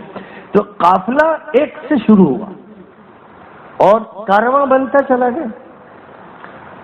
پھر یہ افراد اپنے طور پر بھی اس کاررواں کو آگے بڑھاتے رہے اور خود نبی صلی اللہ علیہ وسلم لوگوں کے درمیان بات کرتے رہے. پہلے ایک خفیہ مرکز حضرت ارقم کے گھر میں قائم کیا گیا. 3 سال تک یہ تحریک چلتی رہی اور مرکز حضرت ارقم کا گھر رہا. 3 سال کے بعد اللہ تعالیٰ کی طرف سے اب یہ حکم ہو گیا کہ بس اب ہانکیں پکارے علل اعلان دعوت کو پیش کیا جائے. یعنی لاکھوں کی تعداد میں جو غیر مسلم یہاں بسے ہوئے ہیں اور جو توحید سے بالکل ناآشنا بن گئے ہیں، نماز سے جن کا کوئی سروکار نہیں رہ گیا ہے، حضرت ابراہیم اور اسماعیل کو انہوں نے فراموش کر دیا ہے اور ان کی بھی تصویریں کعبے کے اندر اس طرح بنائی ہیں کہ نعوذ باللہ لگتا ہے کہ وہ بھی مشرک تھے، وہ پاس سے نکال رہے ہیں. اس طرح کعبے کی دیواروں پر ان کی تصویریں بنائی گئی تھی، تو حلیہ ہی بدل دیا گیا تھا. ایسے تمام لوگوں کو پکارنا تھا، بلانا تھا، اور جو قرآن پاک محمد عربی علیہ السلام پر اتارا جا رہا تھا وہ قرآن ان کو سنانا تھا. تو یتلو علیہم آیات، یتلو علیہم کا تعلق کس سے ہے؟ ان سے ہے جو مندروں میں، جو گرجا گھروں میں، جو کلیساؤں میں، جو بازاروں میں، جو سپر مارکیٹس میں، جو فلموں کی دنیا میں، میلوں ٹھیلوں میں ہے. ان کو سنانے کے لیے کتاب اتاری گئی. یہ کتاب صرف مکتب میں کیوں رہ گئی؟ صرف مدرسے میں کیوں رہ گئی؟ یہ صرف تراویح میں کیوں پڑھی جاتی ہے؟ اس کا چرچا اور تذکرہ کیوں نہیں لوگوں کے سامنے؟ یہ انحراف کیسے آیا؟ نبی صلی اللہ علیہ وسلم کے بارے میں قرآن صاف طور پر اور بار بار یہ بتا رہا ہے، یہاں تک کہ حضرت ابراہیم علیہ السلام نے حضرت محمد صلی اللہ علیہ وسلم کی بعثت سے 2500 سال پہلے جب دعا مانگی تھی کہ اللہ ایک ایسا نبی اسماعیل کی اولاد میں برپا کر دے جو سب سے پہلے ان کے اولاد کے سامنے قرآن پاک تیرے کلام کی آیات کی تلاوت کرے. انہوں نے بھی یہ دعا مانگی. پہلا کام یہ ہے کہ تمام انسانوں تک، تمام غیر مسلموں تک، تمام دیہاتیوں تک، تمام شہریوں تک، تمام یونیورسٹیز اور کالجز کے اسٹوڈنٹس تک، تمام سوامی اور پنڈت اور فادر اور پیٹریارک اور بشپ اور پوپ اور وغیرہ وغیرہ جو بھی القاب اور آداب رکھتے ہیں، جس حیثیت سے بھی وہ ہیں، ان سب تک پہلے قرآن پہنچانا ہے. یہ اسلام کا مشن ہے. اسی لیے نبی کی بعثت ہوئی. نبی کی جو کام بیان کیے گئے ان میں پہلا کام قرآن پاک میں 4 مرتبہ ذکر کیا گیا ہے. 2 مرتبہ سورہ بقرہ میں، 1 مرتبہ سورہ آل عمران میں، 1 مرتبہ سورۃ الجمعہ میں. 4 مرتبہ اللہ میاں نے اس کو مکرر سے کرر 4 کرر ذکر کیا. اور اتنی اہمیت کے ساتھ جب اس کا تذکرہ ہوا ہے تو اب مجھے بتائیے کہ مسلمان اس سے غافل کب ہوئے، کیوں ہوئے، کیسے ہوئے؟ اتنی واضح بات. اور ساتھ ہی ساتھ یہ بات بھی اسی سے سمجھ میں آ رہی ہے کہ قرآن چونکہ معجزہ ہے اور معجزے کی طاقت ایسی ہوتی ہے کہ وقت کے حکمراں بھی لرز جاتے ہیں. موسیٰ علیہ السلام کا معجزہ وہ لاٹھی تھی اور وہ ید بیضا تھا جو طور پہاڑ کے دامن میں ان کو عطا کیا گیا تھا. اور پھر اللہ نے فرمایا تھا کہ جاؤ فرعون کے سامنے اور اس کو دعوت توحید دو. تو انہی 2 معجزات کے ساتھ موسیٰ علیہ السلام مصر واپس پہنچے تھے اور فرعون کے دربار میں پہنچ کر انہوں نے حق کی بات کہی تھی. اور جب اس نے کہا کہ تم دعویٰ کرتے ہو اپنی نبوت کا اور کہتے ہو ہمارے پاس نشانی ہے، دکھاؤ نشانی، تو انہوں نے لاٹھی پھینکی تھی جو سانپ بن گئی. اور اس کے بعد اس معجزے کا جو اس پر اثر پڑا کہ اس کے اوسان ختم ہو گئے. تخت چھوڑ کر وہ پیچھے بھاگنے لگا اور چیخنے لگا کہ تم جادوگر ہو، تمہارا بھائی بھی جادوگر ہے، تم اور موسیٰ اور ہارون دونوں جادوگر ہو، تم چاہتے ہو حکومت چھین لو ان سے. یہ اثر تھا معجزے کا. حضرت عیسیٰ علیہ السلام کو جو اللہ تعالیٰ نے معجزات عطا فرمائے تھے وہ ایسا اثر رکھتے تھے کہ جو آپ کے دشمن تھے، بنی اسرائیل کے افراد، آپ کی جان کے دشمن تھے، کبھی یہ ہمت نہیں ہوئی کہ وہ آپ کا گریبان پکڑ لیں، آپ پر ہاتھ اٹھا دیں. ایک ایسا رعب، ایک ایسی دہشت، ایک ایسا غلبہ، ایک ایسا جلال اللہ تعالیٰ نے عیسیٰ مسیح علیہ السلام کو دیا تھا کہ وہ بنی اسرائیل کے مجمعوں میں تقریر کرتے تھے اور ایسا للکارتے تھے اور جھنجھوڑتے تھے، کہتے تھے اے سانپوں کے بچوں، اے سانپوں کے بچوں، اے منکروں اور دل و دماغ کے بندشوں والوں، تم نے اللہ کے کلام کا مذاق اڑایا، تم نے خدا کے قانون کو توڑا۔ عیسیٰ علیہ السلام جن کے وہ بچپن سے دشمن تھے ان کو للکارتے تھے، لیکن کسی کی ہمت نہیں ہوتی تھی کہ جواب دے۔ مجلس سے بھاگ جائیں، بائیکاٹ کریں، یہ ہو سکتا تھا، لیکن یہ نہیں ہو سکتا تھا کہ کوئی مقابلہ کر سکے۔ ایدناہ بروح القدس، ہم نے روح القدس جبرائیل امین کے ذریعے عیسیٰ کو تائید اور تقویت عطا کر رکھی، لہذا حضرت جبرائیل کی معیت اور ان کی تائید کا یہ اثر تھا کہ لوگوں پر ہیبت طاری۔ خوب یاد رکھیے کہ اگر حضرت عیسیٰ کے معجزات کا یہ اثر تھا اور حضرت موسیٰ کے معجزوں کا اثر تھا اور حضرت صالح کی اونٹنی کا جو بطور معجزہ ظاہر ہوئی تھی اثر تھا، تو قرآن جو آخری معجزہ ہے، دائمی معجزہ ہے، جیتا جاگتا معجزہ ہے، سب سے زیادہ مؤثر معجزہ ہے، اس کا اثر کیوں نہیں ظاہر ہو رہا ہے؟ وجہ اس کی بنیادی طور پر یہ ہے کہ قرآن پاک کو بطور معجزہ نہ پڑھا جا رہا ہے، نہ پڑھایا جا رہا ہے، نہ سنایا جا رہا ہے، نہ پیش کیا جا رہا ہے۔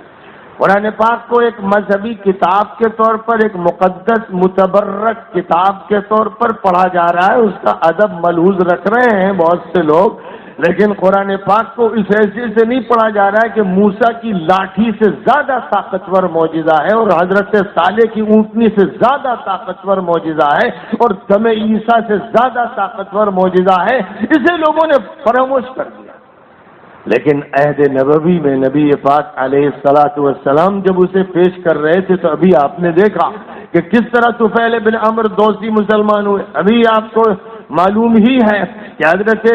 عمر ابن الخطاب، جو خطاب کے بیٹے عمر بڑے سخت مزاج تھے، وہ جو حضور کو ختم کرنے کے لیے تلوار لے کر چل رہے تھے اور پھر راستے میں ان کو نعیم ابن عماد نے موڑ دیا اور پھر وہ اپنے گھر پہنچے اور وہاں یہ معلوم ہوا کہ کچھ پڑھا جا رہا ہے اور سمجھ میں آ گیا کہ قرآن پڑھا جا رہا ہے اور دشمنی میں آگ بگولا ہو گئے اور بہنوئی کو مارا اور بہن کو مارا، یہ سب کچھ ہوا۔ اس کے بعد پھر کیا ہوا؟ وہ عمر جو اتنے زیادہ شدت والے انسان تھے اور جتنے جوش و جذبے میں گئے تھے اور یہ ارادہ تھا کہ اب بہن اور بہنوئی کو ہی قتل کر دیں گے، کیا ہوا جس وقت یہ بات سنی کہ قرآن پڑھا جا رہا تھا تو اب کہنے لگے اچھا مجھے بھی دکھاؤ۔ تو بہن نے کہا کہ آپ کو ہم یوں نہیں دے سکتے، غسل کیجئے، پہلے پاک ہوئیے، پھر ہم آپ کو قرآن دکھائیں گے۔ اور آخر وہ اس پر بھی مجبور ہو گئے، وہ تن تنا سکتے تھے، دن دنا سکتے تھے، بہن پر غصہ ہو سکتے تھے، لیکن اندر سے وہ ڈھا چکے تھے، صرف ابھی اتنے ہی معجزے کے اتنے دور کے اثر سے ڈھا چکے تھے۔ اور اس کے بعد نہانے پر تیار ہوئے اور ان کی بہن نے سورہ طٰہٰ کی ابتدائی آیتیں جو اس وقت گھر میں پڑھی جا رہی تھی پیش کر دی، تو ایسا لگا جیسے بجلیاں کون رہی ہیں، کرنٹ دوڑ رہا ہے۔ عمر جیسا طاقتور انسان، سخت دل انسان بالکل پسیج کے رہ گیا، اس کا دل خشیت الہی سے لبریز ہو گیا، اس پر اللہ کے جلال کا یہ اثر ہوا کہ اس کی انانیت اور نفسانیت ڈھیر ہو گئی۔ اب وہ ایک بندہ مومن بن چکا تھا، وہ حضور کا امتی بن چکا تھا، حضور کے تحفظ کے لیے وہ بے چین تھا۔ یہ قرآن کے معجزے کا اثر۔ نبی پاک علیہ السلام سے ابھی ملاقات نہیں ہوئی اور نبی کی دشمنی سے بھرے ہوئے، گویا نبی کی وجہ سے مسلمان نہیں ہوئے، قرآن کی وجہ سے مسلمان ہوئے، اور قرآن کی وجہ سے کوئی ایک مسلمان نہیں ہوا، بے شمار لوگ قرآن کے سامنے ڈھیر ہو جاتے تھے۔ اور اسی کی وجہ سے وہ بات تھی کہ لا تسمعوا لهذا القرآن والغوا فيه، اس قرآن کو مت سننا، غل مچاؤ اور ہنگامہ کرو، سننے کے لیے تیار نہ۔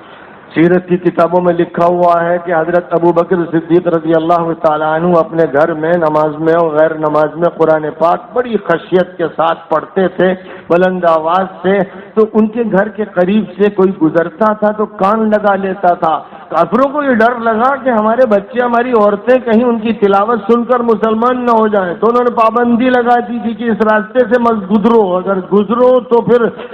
اپنا تحفظ کرتے ہوئے گزرو۔ قرآن کی یہ تاثیر ایک امر واقعہ ہے. کیا قرآن کی تاثیر میں تبدیلی آ گئی؟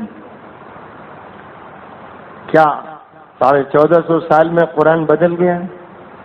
قرآن اللہ کا کلام ہے اور کلام اللہ کی صفت ہے، اور کیا صفت اللہ کی بدل گئی؟ خدا نخواستہ صفت میں تغیر کا مطلب ذات میں تغیر، اور ذات میں تغیر ہو جائے تو خدا حادث، اور حادث ہو جائے تو فانی، اور فانی ہو جائے تو سارا قصہ ہی ختم. تو جیسے اللہ کی ذات ذوالجلال والاکرام ہے، ایسے اللہ کی صفات ذات الجلال والاکرام ہے. قرآن اللہ کا کلام ہے اور اللہ کے کلام میں اللہ کی صفت کی تجلیاں ہیں. لیکن اچھے سے اچھا کھانا بخار زدہ انسان کے لیے زہر بن جاتا ہے، مزہ بھی بدل جاتا ہے، طبیعت گوارا نہیں کرتی ہے، کھانے پر الٹیاں شروع ہو جاتی ہیں. یہ کھانے کی خرابی نہیں، طبیعت کی خرابی. طبیعت کی خرابی نے یہ صورتحال بنا دی ہے کہ اچھے سے اچھا کھانا اچھا نہیں لگ رہا ہے. شدید نزلہ ہے، ناک بند ہو گئی ہے، اچھی سے اچھی خوشبو محسوس نہیں ہو رہی. ظاہر ہے کہ یہ بیماری، خوشبو اپنی جگہ پر اچھی اور سب اس سے لطف لے رہے ہیں، لیکن ایک انسان محروم. ایسے ہی حال ہو گیا ہے پوری امت کا. افسوسناک صورتحال ہے. یہ ایک ایسا حال ہے، میں بھی اپنے اوپر گواہ ہوں، علماء بھی بیمار ہو گئے، عوام بھی اور طلباء بھی اور خواص بھی، یہاں تک کہ عرب بھی اور عجم بھی، سب بیمار ہو گئے. اللہ ماشاء اللہ، وہ اللہ ہی جانتا ہے کہ کون ہے کہ جو قرآن پاک کا اثر لے رہا ہے. انما المؤمنون الذين اذا ذكر الله وجلت قلوبهم واذا تليت عليهم آياته زادتهم ایمانا وعلى ربهم يتوكلون. مومن وہ ہیں کہ جن کے سامنے اللہ کا تذکرہ ہو تو دل ان کے کپ کپا جائیں، تھر تھرا جائیں، اور آیتیں قرآن پاک کی ان کے سامنے پڑھی جائیں تو ان کا ایمان میں راج حاصل کرے، ترقی کرتا چلا جائے. یہ قرآن میں اہل ایمان کی پہچان بیان کی گئی ہے. اگر خدا نخواستہ ہماری یہ پہچان نہیں ہے تو انما المؤمنون میں ہم داخل نہیں. اللہ نے جو تعارف کرایا ہے اس تعارف میں ہم داخل نہیں ہے. ٹھیک ہے، جو تعارف آپ کی عقیدوں کی کتابوں نے کرایا، مفتیوں نے کرایا، مولویوں نے کرایا، انہوں نے اسلام کو بہت ہی زیادہ تنازل کا شکار کر دیا تو آپ داخل ہو گئے، ورنہ اللہ میاں تو داخل کرنے کو تیار نہیں. اللہ میاں تو جو اہل ایمان کی تعریف بتا رہے ہیں وہ تو الگ تعریف. اللہ نزل احسن الحدیث کتابا متشابہا مثانیہ تقشعر منه جلود الذين يخشون ربهم ثم تلين جلودهم وقلوبهم الى ذکر اللہ. اللہ نے وہ بہترین کلام اتارا ہے جو ہم رنگ ہے، ہم آہنگ ہے، اور بار بار پڑھا جاتا ہے، سیری نہیں ہوتی ہے. جب اس کو سنتے ہیں اہل ایمان تو ان کے رونگٹے کھڑے ہو جاتے ہیں. پھر دھیرے دھیرے قلوب میں رقت پیدا ہوتی ہے، خشیت کی کیفیت پیدا ہوتی ہے، قرآن پاک کا ذوق حاصل ہوتا ہے. پہلے مرحلے پر ایک محبت اور جلال کی کیفیت ہوتی ہے. یہ قرآن پاک کا تعارف. اگر خدا نخواستہ ہم پر یہ اثر نہیں پڑ رہا ہے تو ہم بیمار ہیں، بخار زدہ ہیں، نزلہ زدہ ہیں، کینسر زدہ ہیں، ایڈز زدہ ہیں، ہم بیمار ہیں. اور ظاہر ہے ہم بیمار ہیں، قرآن بیمار نہیں، اسلام بیمار نہیں، نظام الہی بیمار نہیں، کوئی کمی شریعت میں نہیں. لیکن شریعت پر کیچڑ اچالی جا رہی ہے، شریعت کے خلاف اگر بولا جا رہا ہے، وجہ اس کی ہے کہ شریعت نظر نہیں آ رہی. شریعت نظر آتی، شریعت دیکھی جاتی، شریعت نافذ ہوتی تو کسی کے منہ میں زبان نہ ہوتی جو شریعت کے خلاف بولتا. لیکن جب شریعت ہی ہوا ہو گئی، شریعت رخصت ہو گئی، یا شریعت ادھوری ہو گئی، یا شریعت کے حصے بکھرے کر دیے گئے، یا شریعت کا کچھ حصہ اچھا ہے، کچھ حصہ اچھا نظر نہیں آ رہا ہے، ٹاٹ کا لباس ہے، اس میں مخمل کے پیوند لگے ہوئے ہیں، ایک ایسی شکل ہے جس میں انسان بھبوت لگ رہا ہے، چہرے کو اور ہاتھ پیر کو مٹی سے پلید کر دیا گیا ہے، اس لیے انسان غیر فطری محسوس ہو رہا ہے. صورتحال یہی ہے جس کی وجہ سے جو اثر پڑ رہا ہے وہ دوسرا پڑ رہا ہے. تو نہ قرآن کی ترجمانی، نہ شریعت کی ترجمانی، نہ دین کی ترجمانی، اور پھر رونا یہ کہ پوری دنیا ہمارے خلاف، امریکہ ہمارے خلاف، برطانیہ ہمارے خلاف، فرانس اور جرمنی خلاف، رشیا ہمارے خلاف، اور عرب کے منافق ہمارے خلاف، حکومتیں خلاف، اور سیکولر مزاج کے لوگ خلاف، ہندوستان کا نظام خلاف، یہاں کے فرقے واریت زدہ زہرناک ناگ اور اژدہے خلاف. یہ جو ساری تصویریں کہ سب خلاف ہوتے چلے جا رہے ہیں، اور مزید یہ بات بڑھتی چلی جا رہی ہے، ادھر وہ بات آگے بڑھائی جا رہی ہے، پروپیگنڈا مہم چل رہی ہے، اور ادھر ہماری پروپیگنڈا مہم ہے ہی نہیں، اور ہے تو سکڑی ہوئی، سمٹی ہوئی، مری ہوئی ہے، تو کوئی تقابل نہیں. وہاں تقابل یہ تھا، سیرت رسول صلی اللہ علیہ وسلم کی اگر بات کی جائے گی تو وہ بات ظاہر ہے کہ غار حرا سے شروع ہوگی، اور غار حرا سے وہ حضرت خدیجہ کے یہاں پہنچے گی، پھر ورقہ کے یہاں پہنچے گی، پھر دار ارقم میں پہنچے گی، اور دار ارقم کے بعد پھر وہ کہاں نظر آئے گی؟ پھر وہ میڈیا کے سب سے بڑے اسٹیشن میں نظر آئے گی، پھر وہ سب سے بڑے ٹیلی ویژن چینل پہ نظر آئے گی، پھر وہ سب سے بڑے ریڈیو اسٹیشن سے سنائی دے گی، پھر وہ سب سے زیادہ دنیا میں معروف اور مشہور جگہ سے سامنے آئے گی، ایسی جگہ سے کہ پوری دنیا کان لگانے پر مجبور ہو جائے. ایک وقت تھا کہ پوری دنیا تک ابھی بات پہنچانے کا وقت نہیں آیا تھا، لیکن مکہ مکرمہ میں صدا کے لگانے کا وقت آیا تھا، اور یہ کہ 100% لوگوں کی حاضری ہونی ہے. مسئلہ صرف اب دار ارقم کا نہیں رہ گیا، مسئلہ صرف ماننے والوں اور امتیوں کے درمیان کا نہیں رہ گیا، کیونکہ آیا ہے یہ قرآن پاک، اور آئی ہے اللہ کی کتاب پوری دنیا کے لیے، تمام انسانوں کے، اس لیے پہلے مرکزی شہر میں اس کا اعلان ہونا ہے. اب دیکھیے کہ نبی صلی اللہ علیہ وسلم نے 3 سال کے بعد اللہ کے اس حکم کی وجہ سے فاصدع بما تؤمر واعرض عن المشرکین انا کفیناک المستہزئین، جو حکم دیا جا رہا ہے اب آپ اس کو علل اعلان بیان کیجئے، اس کا اعلان کیجئے،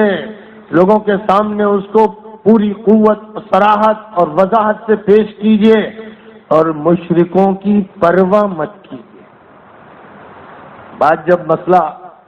جب پیش کرنے کی ہوتی ہے اور مسئلہ یہ ہوتا ہے کہ ہمیں علل اعلان منتقل کرنا ہے، تو آپ ڈرنے لگتے ہیں، گھبراتے ہیں، 10 باتیں سوچتے ہیں، دماغ آپ کا ادھر ادھر مشغول ہوتا ہے، کیا ری ایکشن ہوگا، کیا اثر پڑے گا، کیا ہوگا. یہ جو ساری باتیں ہیں پہلے ہی مرحلے میں، ابھی چاروں طرف آبادی غیر مسلموں کی ہے اور مسلمان چھوٹی سی تعداد میں ہیں، اس سیکریسی سے ابھی نکلے ہیں، اور اللہ کی طرف سے 3 سال کی اس مدت میں یہ حکم دیا جا رہا ہے کہ بات اس طرح کہیے کہ پورے شہر میں شور مچ جائے، غلغلہ بلند ہو جائے، کوئی محروم نہ رہنے پائے. فاصدع بما تؤمر. تو اب اس حکم کے لیے دماغ میں جو طرح طرح کی باتیں آئیں گی اور دل میں طرح طرح کے خدشات آئیں گے، ان سب کو نکال کے پھینک دیجیے. اعرض عن المشرکین، یہ جو اکثریت ہے، یہ سارے جو غیر مسلم ہیں، ان کی پرواہ مت کیجیے. جب یہ کریں گے، 2 باتیں کہی گئی نا، علل اعلان دعوت حق کو پیش کیجیے، علل اعلان قرآن سنائیے، علل اعلان اللہ کی بتائیے، علل اعلان اپنا تعارف کرائیے، اور ان کی پرواہ مت کیجیے. جب یہ کریں گے تو کیا ہوگا؟ انا کفیناک المستہزئین، تو مذاق اڑانے والوں سے ہم نمٹ لیں گے. پھر یہ ہے، پھر جو مذاق اڑائیں گے، جو پروپیگنڈا کریں گے، جو سازشیں کریں گے، جو فتنے برپا کریں گے، جو گالیاں بکیں گے، ان سے ہم نمٹیں گے. پھر ہم یہ کام آپ کے اوپر نہیں ڈالیں، آپ اپنا کام کرتے رہیے اور ہمیں چھوڑ دیجیے، ہم نمٹتے رہیں. وَلَا تُطِعِ الْكَافِرِينَ، کہیں فرمایا کہ ان کے دباؤ میں مت آئیے، ان کی باتوں کو مت مانیے، ان کے سامنے مت جھکیے، ان کی چاپلوسی مت کیجیے، ان کے تلوے مت چاٹیے، ان کی فکر میں مت پڑیے. اللہ ہے آپ کا محافظ، جب انسان اللہ کے اوپر نگاہ ڈالتا ہے کہ وہ اللہ جس نے اس کرۂ ارضی کو بنایا اور ایسے لاکھوں لاکھ اور کروڑوں اور اربوں اور خربوں کرے بنائے، ستاروں اور سیاروں کی دنیا ایسی ہے جیسے ریگستان کے ذرات ہیں، یہ ایک ذرہ ہے اس کائنات عظیم کا، اور اللہ ہے جو آسمان و زمین کا مالک ہے، موت و حیات کا مالک ہے، حکومت کا اور عدل حکومت سے معزول کرنے کا مالک ہے، عزت و ذلت کا مالک ہے، طاقتیں ساری اس کے ہاتھ میں ہے۔ تو جب اس کی طرف نگاہ ہوگی تو ہر چیز ایسی لگے گی جیسے مکھیاں ہوں، مچھر ہوں، کھٹمل ہوں، کیڑے مکوڑے ہوں، کیچوے ہوں۔ قرآن پاک میں یہی بات تو فرمائی گئی۔ جو کچھ بھی نظر آ رہا تھا ظاہر ہے کہ نبی پاک علیہ الصلاۃ والسلام مکہ مکرمہ میں جو ایک چھوٹی سی تحریک چلا رہے تھے، اس وقت ایک طرف پرشین امپائر تھی، آدھی دنیا کی وہ مالک بنی تھی، ایک طرف رومن امپائر تھی، آدھی دنیا اس کے ہاتھ میں تھی، بڑی طاقتیں تھیں۔ انڈیا بھی اپنے ویدانت کے دور میں تھا، اور ایجپٹ کی بھی پرانی تہذیب تھی، اور بھی بہت سے علاقے تھے، اور بڑی چمک دمک تھی اور بڑے مظاہرے تھے، اور ادھر نبی پاک علیہ الصلاۃ والسلام کام کر رہے تھے، اور یہ بتایا جا رہا تھا کہ تمام مذاہب پر غالب کرنے کے لیے آپ کو برپا کیا گیا ہے۔ آپ سے یہ بات کہی جا رہی تھی، اسی وقت اللہ تعالیٰ سورۃ العنکبوت میں یہ بات ارشاد فرما رہا تھا کہ ان لوگوں نے جن کے سہارے پکڑ رکھے ہیں اور جو کچھ ان کے مظاہرے ہیں، طاقتیں ہیں، حکومتیں ہیں، فوج ہیں، ہتھیار ہیں، خوب یاد رکھیے کہ ان کی حیثیت بالکل ایسی ہے جیسے مکڑی کی۔ مثل الذين اتخذوا من دون الله أولياء كمثل العنكبوت اتخذت بيتا وإن أوهن البيوت لبيت العنكبوت لو كانوا يعلمون۔ اب اگر آپ کا دل اسے نہیں مانتا، یہ بڑے بڑے ہوٹل، 5 اسٹار 7 اسٹار، یہ بڑی بڑی بلڈنگیں، یہ بڑے بڑے مراکز، کیسے مان لے کہ یہ بکری کی جال ہے؟ اگر آپ یہ نہیں مانتے، آپ کے دل میں خدشات ہیں، تو خدا کی قسم آپ مسلمان نہیں، پھر آپ مومن نہیں، پھر آپ قرآن کے کافر، اللہ کے منکر، نبی کے منکر ہیں، کیونکہ قرآن کی آیت جو کہہ رہی اسے ماننا پڑے گا، نہیں مانتے تو جہنم میں جاؤ، کوئی پرواہ نہیں اللہ۔ نبی پاک علیہ الصلاۃ والسلام نے جب فرمایا لو كانت الدنيا تعدل جناح بعوضة عند الله تعالى لما سقى كافرا منها شربة ماء، اگر یہ ساری دنیا ایک مچھر کے پر کے برابر بھی ہوتی تو خدا کسی کافر کو ایک گھونٹ پانی نہ پلاتا، لیکن اس کی اتنی بھی حیثیت نہیں ہے، اس لیے خدا نے موقع دے رکھا ہے، کھاؤ پیو مستیاں کرو۔ تو اگر یہ نہیں مانتے، آپ کا دل اسے نہیں مانتا، تو اپنے ایمان کی خیر منائیے۔ ابھی آپ کا ایمان ہی نہیں صحیح۔ آپ اگر مدرسے کے طالب علم ہیں تو غیر مومن استاد ہے، تو غیر مومن صوفی ہے، تو غیر مومن امام ہے، تو غیر مومن آپ کچھ بھی ہیں، اس وقت تک آپ کا ایمان مکمل نہیں ہوگا جب تک نبی پاک علیہ السلام کے اس قول پر ایمان نہیں ہوگا اور اللہ کے سورۃ العنکبوت میں اس بیان پر ایمان نہیں ہوگا۔ تو یہ ہے وہ بات جو آنکھوں سے نظر نہیں آ رہی، آنکھوں کا مشاہدہ کچھ اور ہے، لیکن اللہ جس نے خربہ خرب دنیایں اس سے بڑی بنائی ہیں۔ سائنس کا ایک طالب علم جو ایسٹرونومی کے بارے میں پڑھتا ہے، وہ ابتدائی کلاسز میں یہ جانتا ہے کہ اس دنیا سے بڑی دنیایں خربہ خرب یعنی انگنت ہیں، گنتی بھی ختم ہو جاتی ہے، اور وہ اسی عالم میں۔ جنت کی بات الگ ہے، جنت تو ورے اور پرے ہے، یہ ایک عالم، یہ کائنات، جس کائنات میں سورج بھی اور چاند بھی اور مریخ بھی اور عطارد بھی اور کون کون سے جانے پہچانے سیارے اور کون سے غیر جانے پہچانے سیارے ہیں جن کے بارے میں سائنس کا سبق بتاتا ہے، صرف انہی کو سامنے رکھا جائے تو یہ دنیا ذرے کے برابر نہیں، اور اس کے ماورا کے بارے میں نبی کے بیانات اور اللہ تعالیٰ کی تعلیمات کی بنیاد پر مانا جائے تو ذرے کا لاکھواں کروڑواں اربواں خربواں حصہ بھی نہیں۔ یہ واقعہ ہے، ایک سائنٹیفک فیکٹ ہے، یہ محض عقیدہ نہیں ہے، یہ وہ چیزیں ہیں کہ جو مشاہدے میں آ گئی۔ اس لیے اس حیثیت سے جب مانا جائے گا تبھی صحیح معنی میں ایمان ہوگا۔ ایسی شکل میں جب قرآن پاک کو اس ایمان کے ساتھ پیش کیا جائے گا تو پھر قرآن پاک پتھروں کو توڑ دے گا اور دریاؤں کو پایاب کر دے گا اور دلوں کو تسخیر کر لے گا اور حکومتوں کو زیر کر دے گا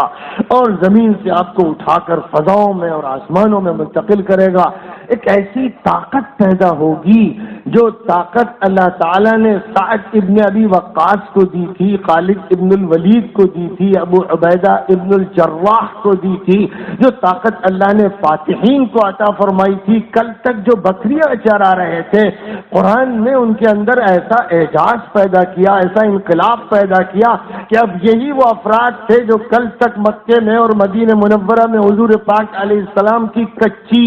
مسجد میں, جس کی چھت بھی پتوں سے بنی ہوئی تھی, رہ رہے تھے. اور اس کے بعد دنیا نے دیکھا کہ ابھی 10-15 سال بھی نہیں گزرے کہ وہ ایران کا دروازہ کھٹکھٹا رہے ہیں, وہ پیلسٹائن اور سیریا کو فتح کر رہے ہیں, وہ مصر سے اسپین تک جا رہے ہیں. کیا انقلاب آیا؟ یہ انقلاب قرآن کے ذریعے آیا اور نبی کے ذریعے آیا. نبی نے قرآنی تربیت فرمائی. قرآن اصل معجزہ ہے اور نبی کی ذات خود معجزہ ہے, تو لہذا قرآن کا معجزہ اور نبی کا معجزہ, یہ دونوں معجزے مل گئے. اب جس شخص نے بھی ان معجزوں کو اخذ کر لیا, جذب کر لیا, پی لیا, اندر لے لیا, پھر اللہ تعالیٰ اس پر بھی معجزانہ اثرات ڈال دیتا ہے. پھر اس سے بھی کرامات ظاہر ہوتی ہیں اور پھر اس کے ساتھ بھی بڑے بڑے واقعات وابستہ ہو جاتے ہیں. پھر اللہ تعالیٰ اس کو اپنے دور کے لیے حجت بنا دیتا, اس سے اصلاح و تجدید کا کام لیتا, اس کو ایک غیر معمولی طاقت عطا فرما دی جاتی ہے, اس کے باطن کو روشن کر دیا جاتا ہے, اس کے دماغ کو منور کر دیا جاتا ہے. یہ ساری باتیں اللہ کی طرف سے ہوتی ہیں, نیچے سے نہیں آتی. یہ زمین سے پودوں کی طرح نہیں اگتی ہیں, یہ زمین کے خزانوں سے لوہے اور سونے کی طرح نہیں نکالی جاتی ہیں. یہ وہ باتیں ہوتی ہیں جو ملائے اعلیٰ میں طے ہوتی ہیں, مقربین بارگاہ میں طے ہوتی ہیں. پہلے فرشتوں کو بتائی جاتی ہیں, بلکہ جبرائیل امین کو بتایا جاتا ہے, وہ فرشتوں کو بتاتے ہیں, فرشتے نیچے کے فرشتوں کو بتاتے ہیں, پھر انسانوں کے قلوب میں اس کو داخل کر دیا جاتا ہے. ترتیب یہ ہے کہ اوپر سے نیچے چیز آتی ہے, پھر نیچے سے اعمال اوپر جاتے ہیں. جتنے بھی انبیاء بنے, جتنے رسول بنے, اوپر سے بنے, کوئی نیچے سے نہیں بنا.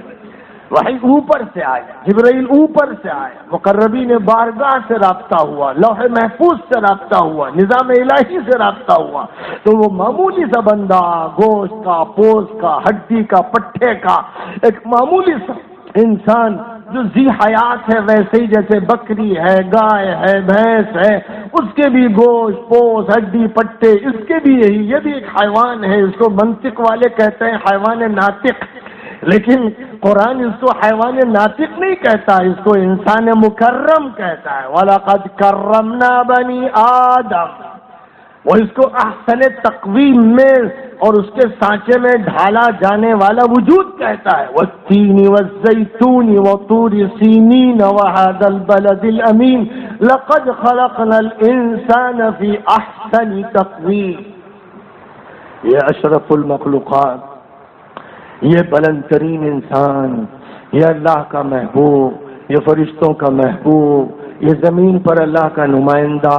یہ اللہ کا سپاہی, یہ اللہ کا کبھی فرستادہ ہوتا ہے اور کبھی فرستادے کا فرستادہ ہوتا ہے اور کبھی اللہ کے فرستادوں کا امتی ہوتا ہے. جس حیثیت سے بھی اس کا اللہ سے تعلق ہوتا ہے, وہی تعلق ہے جو اسے قوت دیتا ہے, وہی تعلق ہے جس سے اس کو علم ملتا ہے, وہی تعلق ہے جس سے الہام ملتا ہے, وہی تعلق ہے جو اس کو اٹھاتا ہے.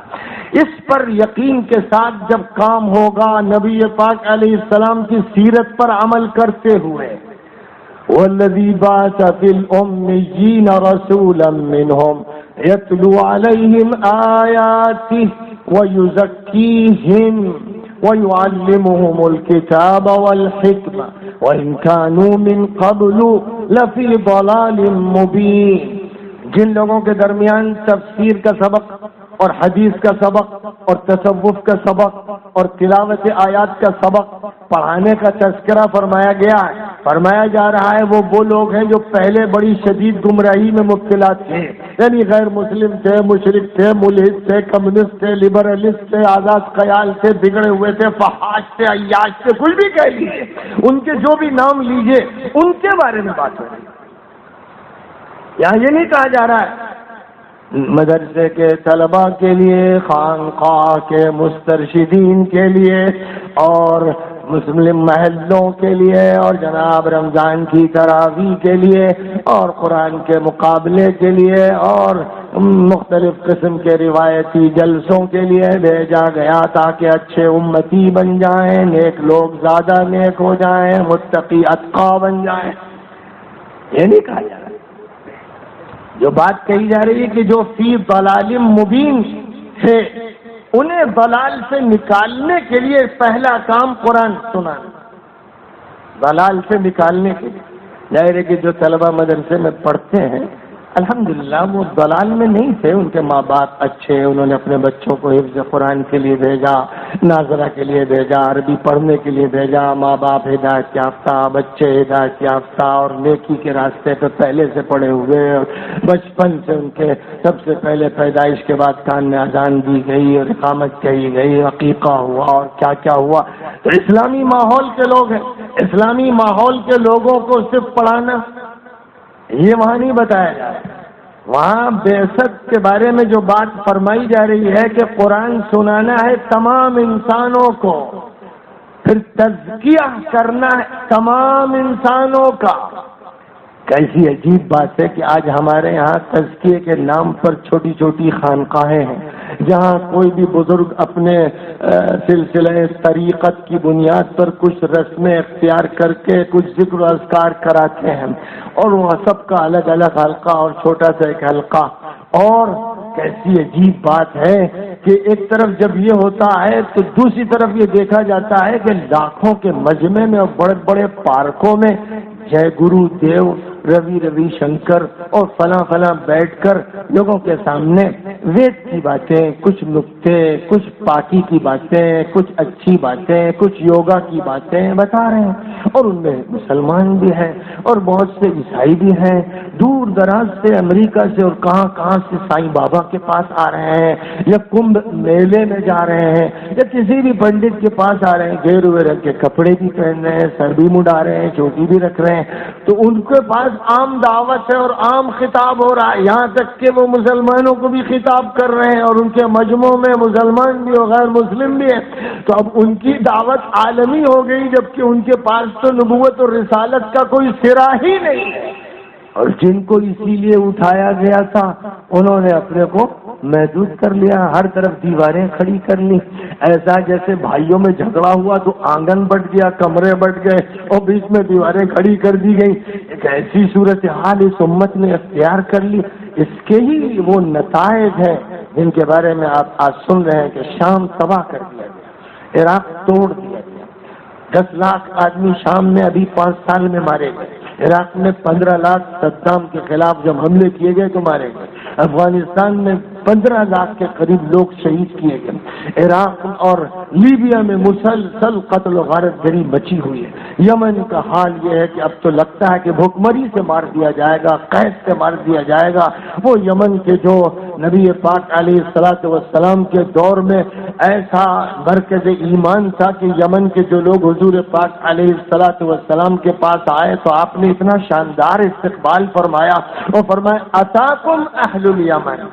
ارق افئدة وألين قلوبا الإيمان يمان والفقه يمان والحكمة يمانية۔ کیا زبردست تعریف آپ نے اہل یمن کی فرمائی تھی، اور آج کیا حالت ہو رہی ہے کہ محلوں کے محلے ملبے میں تبدیل ہوتے چلے جا رہے ہیں۔ ننھے منھے بچوں کا یہ حال ہے کہ ان کی پسلیاں نظر آ رہی ہیں، بوڑھے لوگ سر چھپانے کی جگہ نہیں پا رہے ہیں، بے شمار عورتیں ہیں، پردہ نشین عورتیں جو سڑکوں پر ہیں، فٹ پاتھ پر ہیں۔ یہ سارا منظر ہے جو ہماری نگاہوں کے سامنے ہے۔ لگتا ہے کہ قیامت بس سر پہ آ گئی ہے، لگتا ہے کہ شاید دجال بس ظاہر ہونے ہی والا ہے، لگتا ہے کہ بس اب بساط لپیٹ دی جائے گی، حالت ایسی لگتی ہے۔ لیکن ظاہر ہے کہ اس کا کوئی فیصلہ ہم نہیں کر سکتے، ہمیں تو ہدایت یہ ہے کہ کام کرو، مرتے دم تک کرو، اور وہ کرو جو پیغمبروں نے کیا اور آخری نبی نے کیا۔ اس امت کو کام دیا گیا، اس امت کو خرافات میں نہیں ڈالا گیا، اس امت میں بے امیدی نہیں پیدا کی گئی۔ یہ امت یاس اور قنوطیت کی امت نہیں ہے، یہ امت وہ ہے جو امیدوں کی امت ہے، یہ امت وہ ہے جو ترقی کرنے والی ہے۔ اس لیے اس کو اپنا کام کرنا ہے جو چھوڑ دیا، جو کام ایک مدت سے چھوڑ دیا گیا۔ ایک تو وہ کام ہے کہ اسی کے ساتھ نصرت جڑی ہے، ان تنصروا اللہ ینصرکم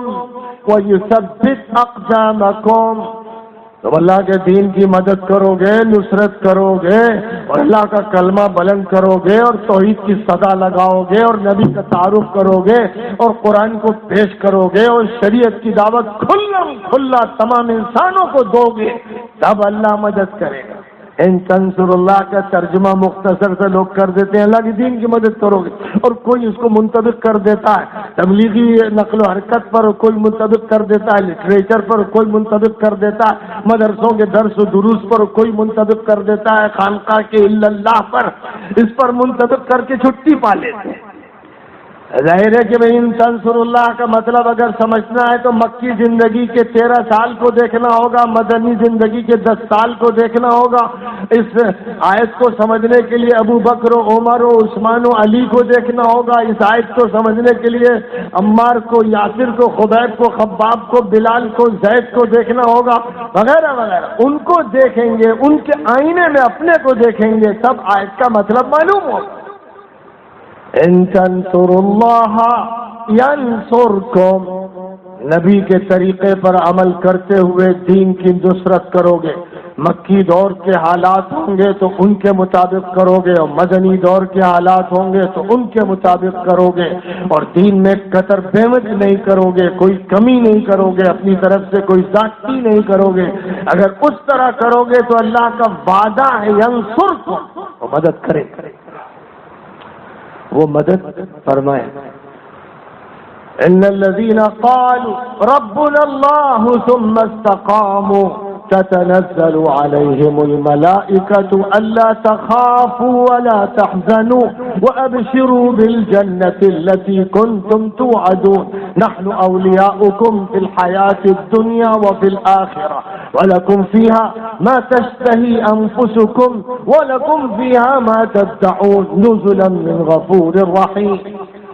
جو لوگ بھی یہ کہتے ہیں کہ رب اللہ ہے، مالک اللہ ہے، حاکم اللہ ہے، قانون ساز اللہ ہے، پروردگار اللہ ہے، رزاق اللہ ہے، رب کے سب معنی جو یہ کہتے ہیں اور اسی پر جمتے ہیں، ادھر ادھر ڈھیل مل یقین نہیں ہوتے، نہیں ڈگمگاتے، نہیں پھسلتے، پارٹی نہیں بدلتے، ادھر ادھر نہیں جاتے، حزب اللہ کو چھوڑ کر حزب الشیطان میں داخل نہیں ہوتے، ان کے لیے فرمایا گیا۔ ان کا حال یہ ہے کہ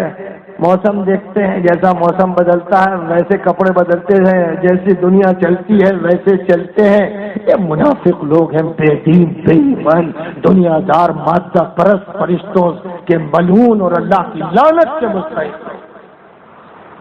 ان کا ایمان نہیں۔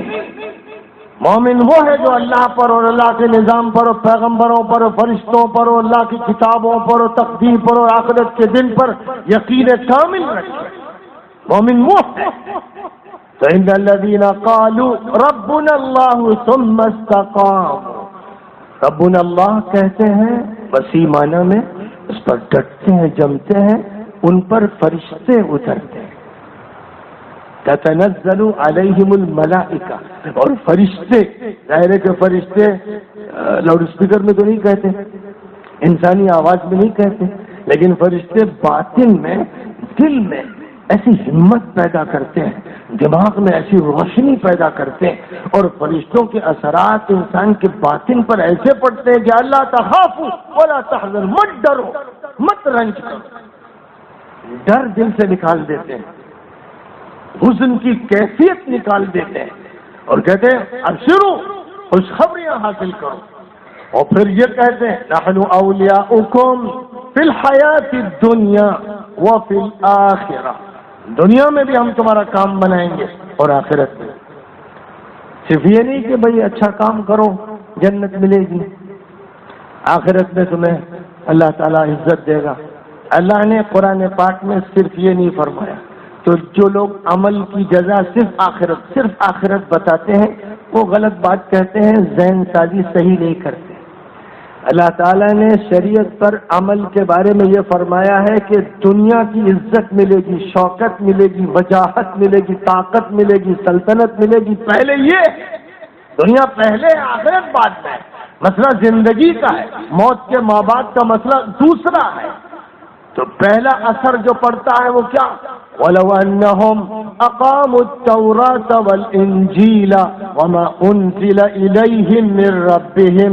لَأَكَلُوا مِنْ فَوْقِهِمْ وَمِنْ تَحْتِ أَرْجُلِهِمْ۔ فرمایا کہ اگر یہودیوں نے صحیح معنی میں حضرت موسیٰ کی نبوت اور رسالت کو مان کر تورات پر عمل کیا ہوتا، اور عیسائیوں نے حضرت عیسیٰ کو مان کر انجیل پر عمل کیا ہوتا، اور اب مسلمان اور پوری دنیا انسانیت قرآن پر عمل کرے تو اوپر سے بھی کھائیں گے اور نیچے سے بھی، یعنی اوپر سے بھی برکتیں اتریں گی اور نیچے سے بھی نکلیں گی۔ یہ قرآن میں فرمایا جا رہا ہے، یہ تو نہیں فرمایا گیا کہ ایسا کریں گے تو سیدھے جنت میں جائیں گے۔ بھائی جنت میں تو انتقال کے بعد انشاءاللہ جائیں گے، لیکن انتقال اتنی جلدی چاہتے ہیں کیا؟ اللہ نے زندگی دی ہے، کسی کو 100 سال کی ہو، 90 سال کی ہو، 80 سال کی ہو، کم و بیش، یہ جو زندگی ہے اس زندگی کو کیوں دیا ہے؟ اس زندگی کو غلبہ اسلام کے لیے دیا ہے، اس زندگی کو توحید کا پرچم بلند کرنے کے لیے دیا، اس زندگی کو انبیاء کرام اور خاتم النبیین کے نہج پر چلانے کے لیے دیا گیا ہے۔ اور اسی لیے فرمایا نحن اولیاؤکم فی الحیات الدنیا فی الحیات الدنیا وفی الآخرہ، پہلے دنیا ہے،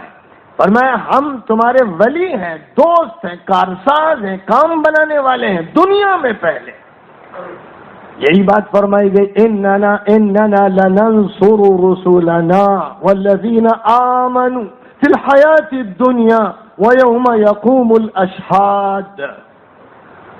ہم اپنے پیغمبروں کی مدد دنیا میں بھی کرتے رہے، اور جو ایمان لانے والے ہیں دنیا میں بھی ان کی مدد کی اور کریں گے، اور اس دن بھی کریں گے جب گواہ کھڑے ہوں گے، قیامت کے دن بھی مدد کریں گے، لیکن دنیا کی مدد پہلے ہے۔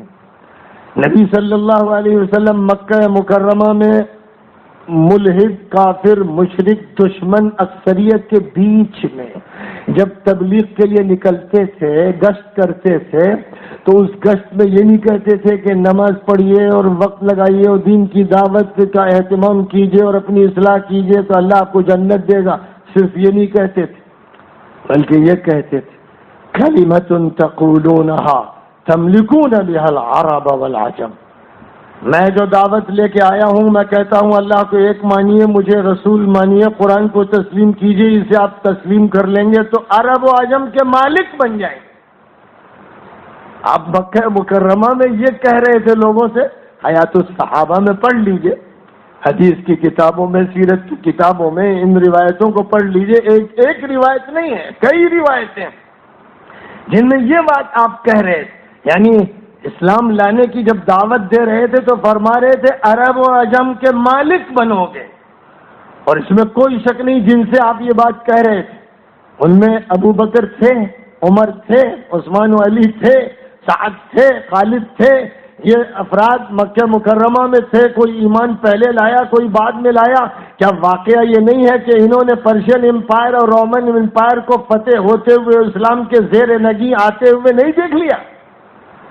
جو بات آپ مکہ میں فرما رہے تھے چھوٹی سی اقلیت کے بیچ میں، وہ اپنی آنکھوں سے انہوں نے 10-15 سال میں دیکھ لی۔ بس اسی طرح اے نوجوانوں طے کر لو کہ اسلام کو پوری قوت کے ساتھ پیش کرنا ہے، تعارف کرانا ہے اس کو پیش کرنے کی بات اس طرح سوچو کہ سب طرف مکڑی کے جالے ہیں، مکھیاں ہیں، مچھر ہیں، کیڑے ہیں، مکوڑے ہیں، اور ظلمتیں ہیں، تاریکیاں ہیں، پستیاں ہیں، تنزل ہے۔ مت آنکھوں کو خیرہ کرو کسی اعلیٰ بلڈنگ سے، کسی عمدہ کار سے، کسی شاندار سڑک سے اور سلطنت کے مظاہر سے اپنی آنکھوں کو خیرہ مت کرو، یعنی تمہاری آنکھوں میں وہ کھپ جائے اور تمہارے اندر اس کا روب پیدا ہو جائے۔ اگر ایسا ہونے لگے تو سمجھو کہ تمہارے ساتھ شیطان ہے، اگر ایسا ہونے لگے تو سمجھو کہ ایمان رخصت ہو رہا ہے۔ اس لیے مت متاثر ہو اور بات کہو، کھل کر کہو، حق کی کہو، سب کے سامنے کہو، منافقوں کے سامنے کہو، کافروں مشرکوں کے سامنے کہو، اور دعوت ان کے سامنے پیش کرو، صاف پیش کرو۔ جب یہ عمل ہوگا تو انشاءاللہ تبدیلی آنا شروع ہو جائے گی، اور بہت بڑے پیمانے پر آئے گی، اور وہ تبدیلیاں آئیں گی جن کی بشارت حضور پاک علیہ الصلوۃ والسلام نے دی تھی کہ ستکون الخلافۃ بعدی 30 سنة ثم ملک ورحمۃ ثم ملک عضوض ثم تعود الخلافۃ الراشدہ ثم جبریۃ ثم تكون الخلافۃ الراشدہ او تكون خلافۃ علی منہاج النبوہ۔ فرمایا تھا کہ میرے بعد 30 سال تک خلافت راشدہ رہے گی، پھر ملوکیت کا دور آئے گا جو ہمدردانہ ہوگا، پھر وہ ملوکیت آئے گی کہ جو کاٹ کھانے والی ہوگی، پھر اس کے بعد دور آئے گا جبر کا، ظلم کا، قہر کا، اس کے بعد پھر خلافت راشدہ آئے گی۔ یہ ثابت حدیث ہے، صحیح حدیث ہے، اور وقتاً فوقتاً اصلاحی اور تجدیدی کوششوں کے ذریعے بھی دنیا بدلتی رہی ہے، حالات کروٹ لیتے رہے ہیں، رات کے بعد صبح ہوئی ہے، صبح کے بعد رات ہوئی ہے، یہ سلسلہ چلتا رہا ہے۔ لیکن آپ کو جو کام کرنا ہے وہ یہ کہ ہر نوجوان طے کر لے کہ گجراتی زبان میں مسلسل اسلام کا تعارف کرانا ہے، میسج دے کر کرانا ہے، زبان سے کہنا ہے، قلم سے لکھنا ہے، اخبار میں لکھنا ہو سکے تو لکھنا ہے، یا نیٹ کے ذریعے سے بات منتقل کر سکتے ہیں تو کرنا ہے، ملاقاتیں کرنا ہے، اسلام کے اخلاق کا مظاہرہ کرنا ہے، رفاہی کام کرنے ہیں، لیکن بات پہنچا کے رہنا۔ یہ بات انشاءاللہ اب طے کر لینی چاہیے۔ بہت وقت گزرا، ہم لوگوں کی کوتاہی کے نتائج آج ہمارے سامنے اللہ دکھا رہا ہے کہ تمہاری آزمائش ہو رہی ہے اور سخت ہو رہی ہے، لہذا اجتماعی توبہ کرو اور نبی کے نہج کو پھر سے اختیار کرو، اور پھر سے میری دعوت کو تازہ کر دو۔ ومن احسن قولا ممن دعا الی اللہ پر عمل کرو، اللہ کی طرف بلاؤ، آپس کے تفرقے مٹا دو، کیونکہ آپس میں لڑو گے جھگڑو گے تو ولا تنازعوا فتفشلوا وتذهب ريحكم، فرمایا کہ جھگڑو گے آپس میں تو تم ناکام ہو جاؤ گے، پسپا ہو جاؤ گے، ہوا تمہاری اکھڑ جائے گی۔ یہ بات اللہ نے پہلے سے فرما دی، تو آپس میں تفریقہ بھی نہیں پیدا کرنا ہے، اور دعوت کا کام پوری انسانیت کے درمیان کرنا ہے، اور سب تک قرآن پہنچانا ہے، اس کے بعد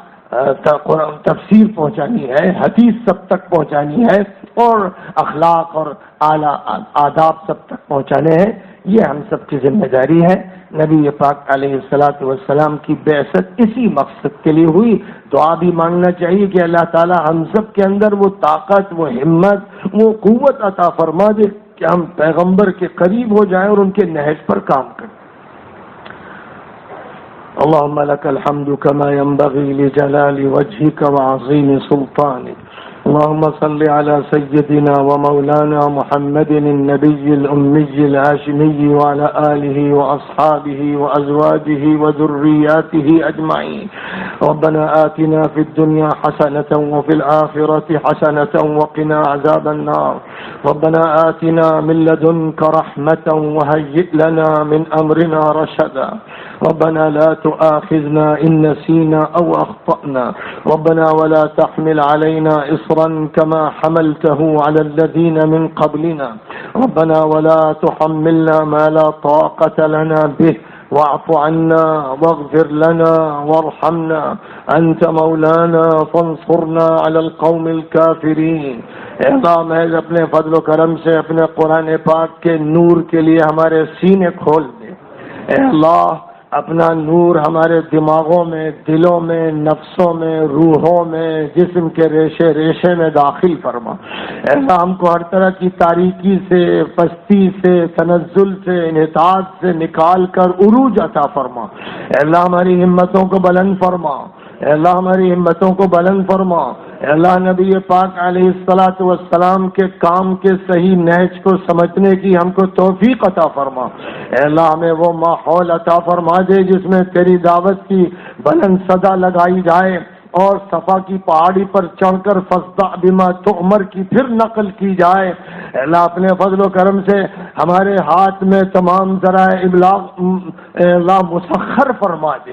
اور پھر ان کو استعمال کرنے کا سلیقہ عطا فرما دے۔ اے اللہ پوری دنیا انسانیت پر نبی کی، قرآن کی اور تیری ذات کی اور تیری شریعت کی حجت قائم کرنے کی توفیق عطا فرما۔ اے اللہ تمام غلط فہمیوں کو، بدگمانیوں کو دور کر کے سب کو یہ بتانے کی توفیق عطا فرما کہ سب ایک مالک کے، ایک رب کے، ایک ایشور کے بندے ہیں اور سب ایک باپ اور ماں کے بیٹے ہیں، اور تمام لوگوں کے درمیان برادری واد اور فرقے واریت کو ختم کر کے انسانی بھائی چارے اور آپس کے انسانی تعلقات کی بنیاد پر تمام لوگوں کو ایک اللہ کی طرف بلانے اور ایک آخری نبی کی دعوت دینے کی توفیق عطا فرما۔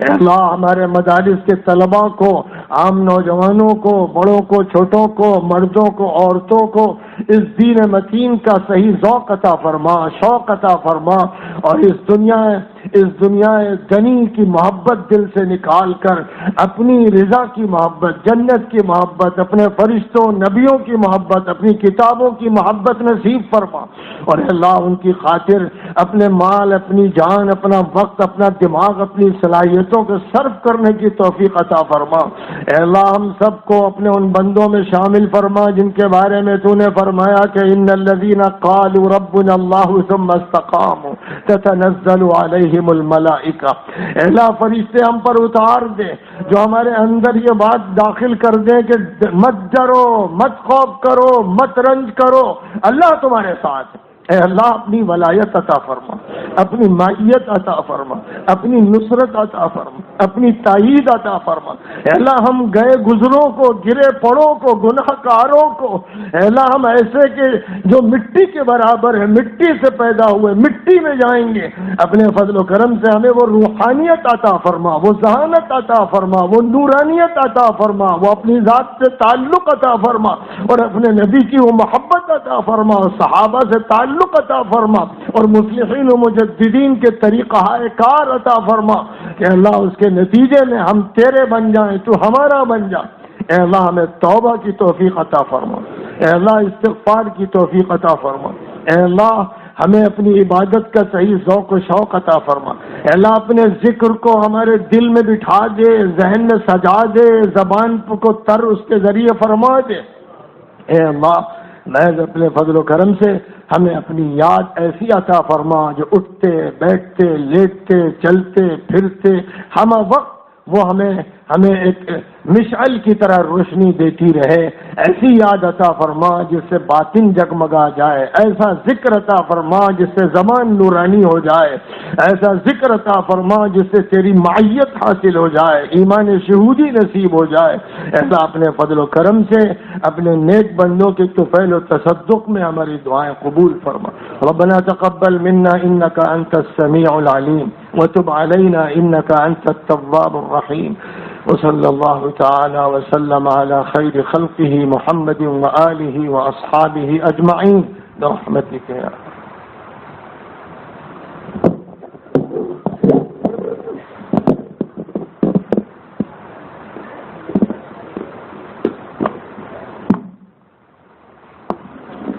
حضرت کی راحت کو اپنے مسافر کی خواہش پر مقدم رکھتے ہوئے راستہ دے دیں۔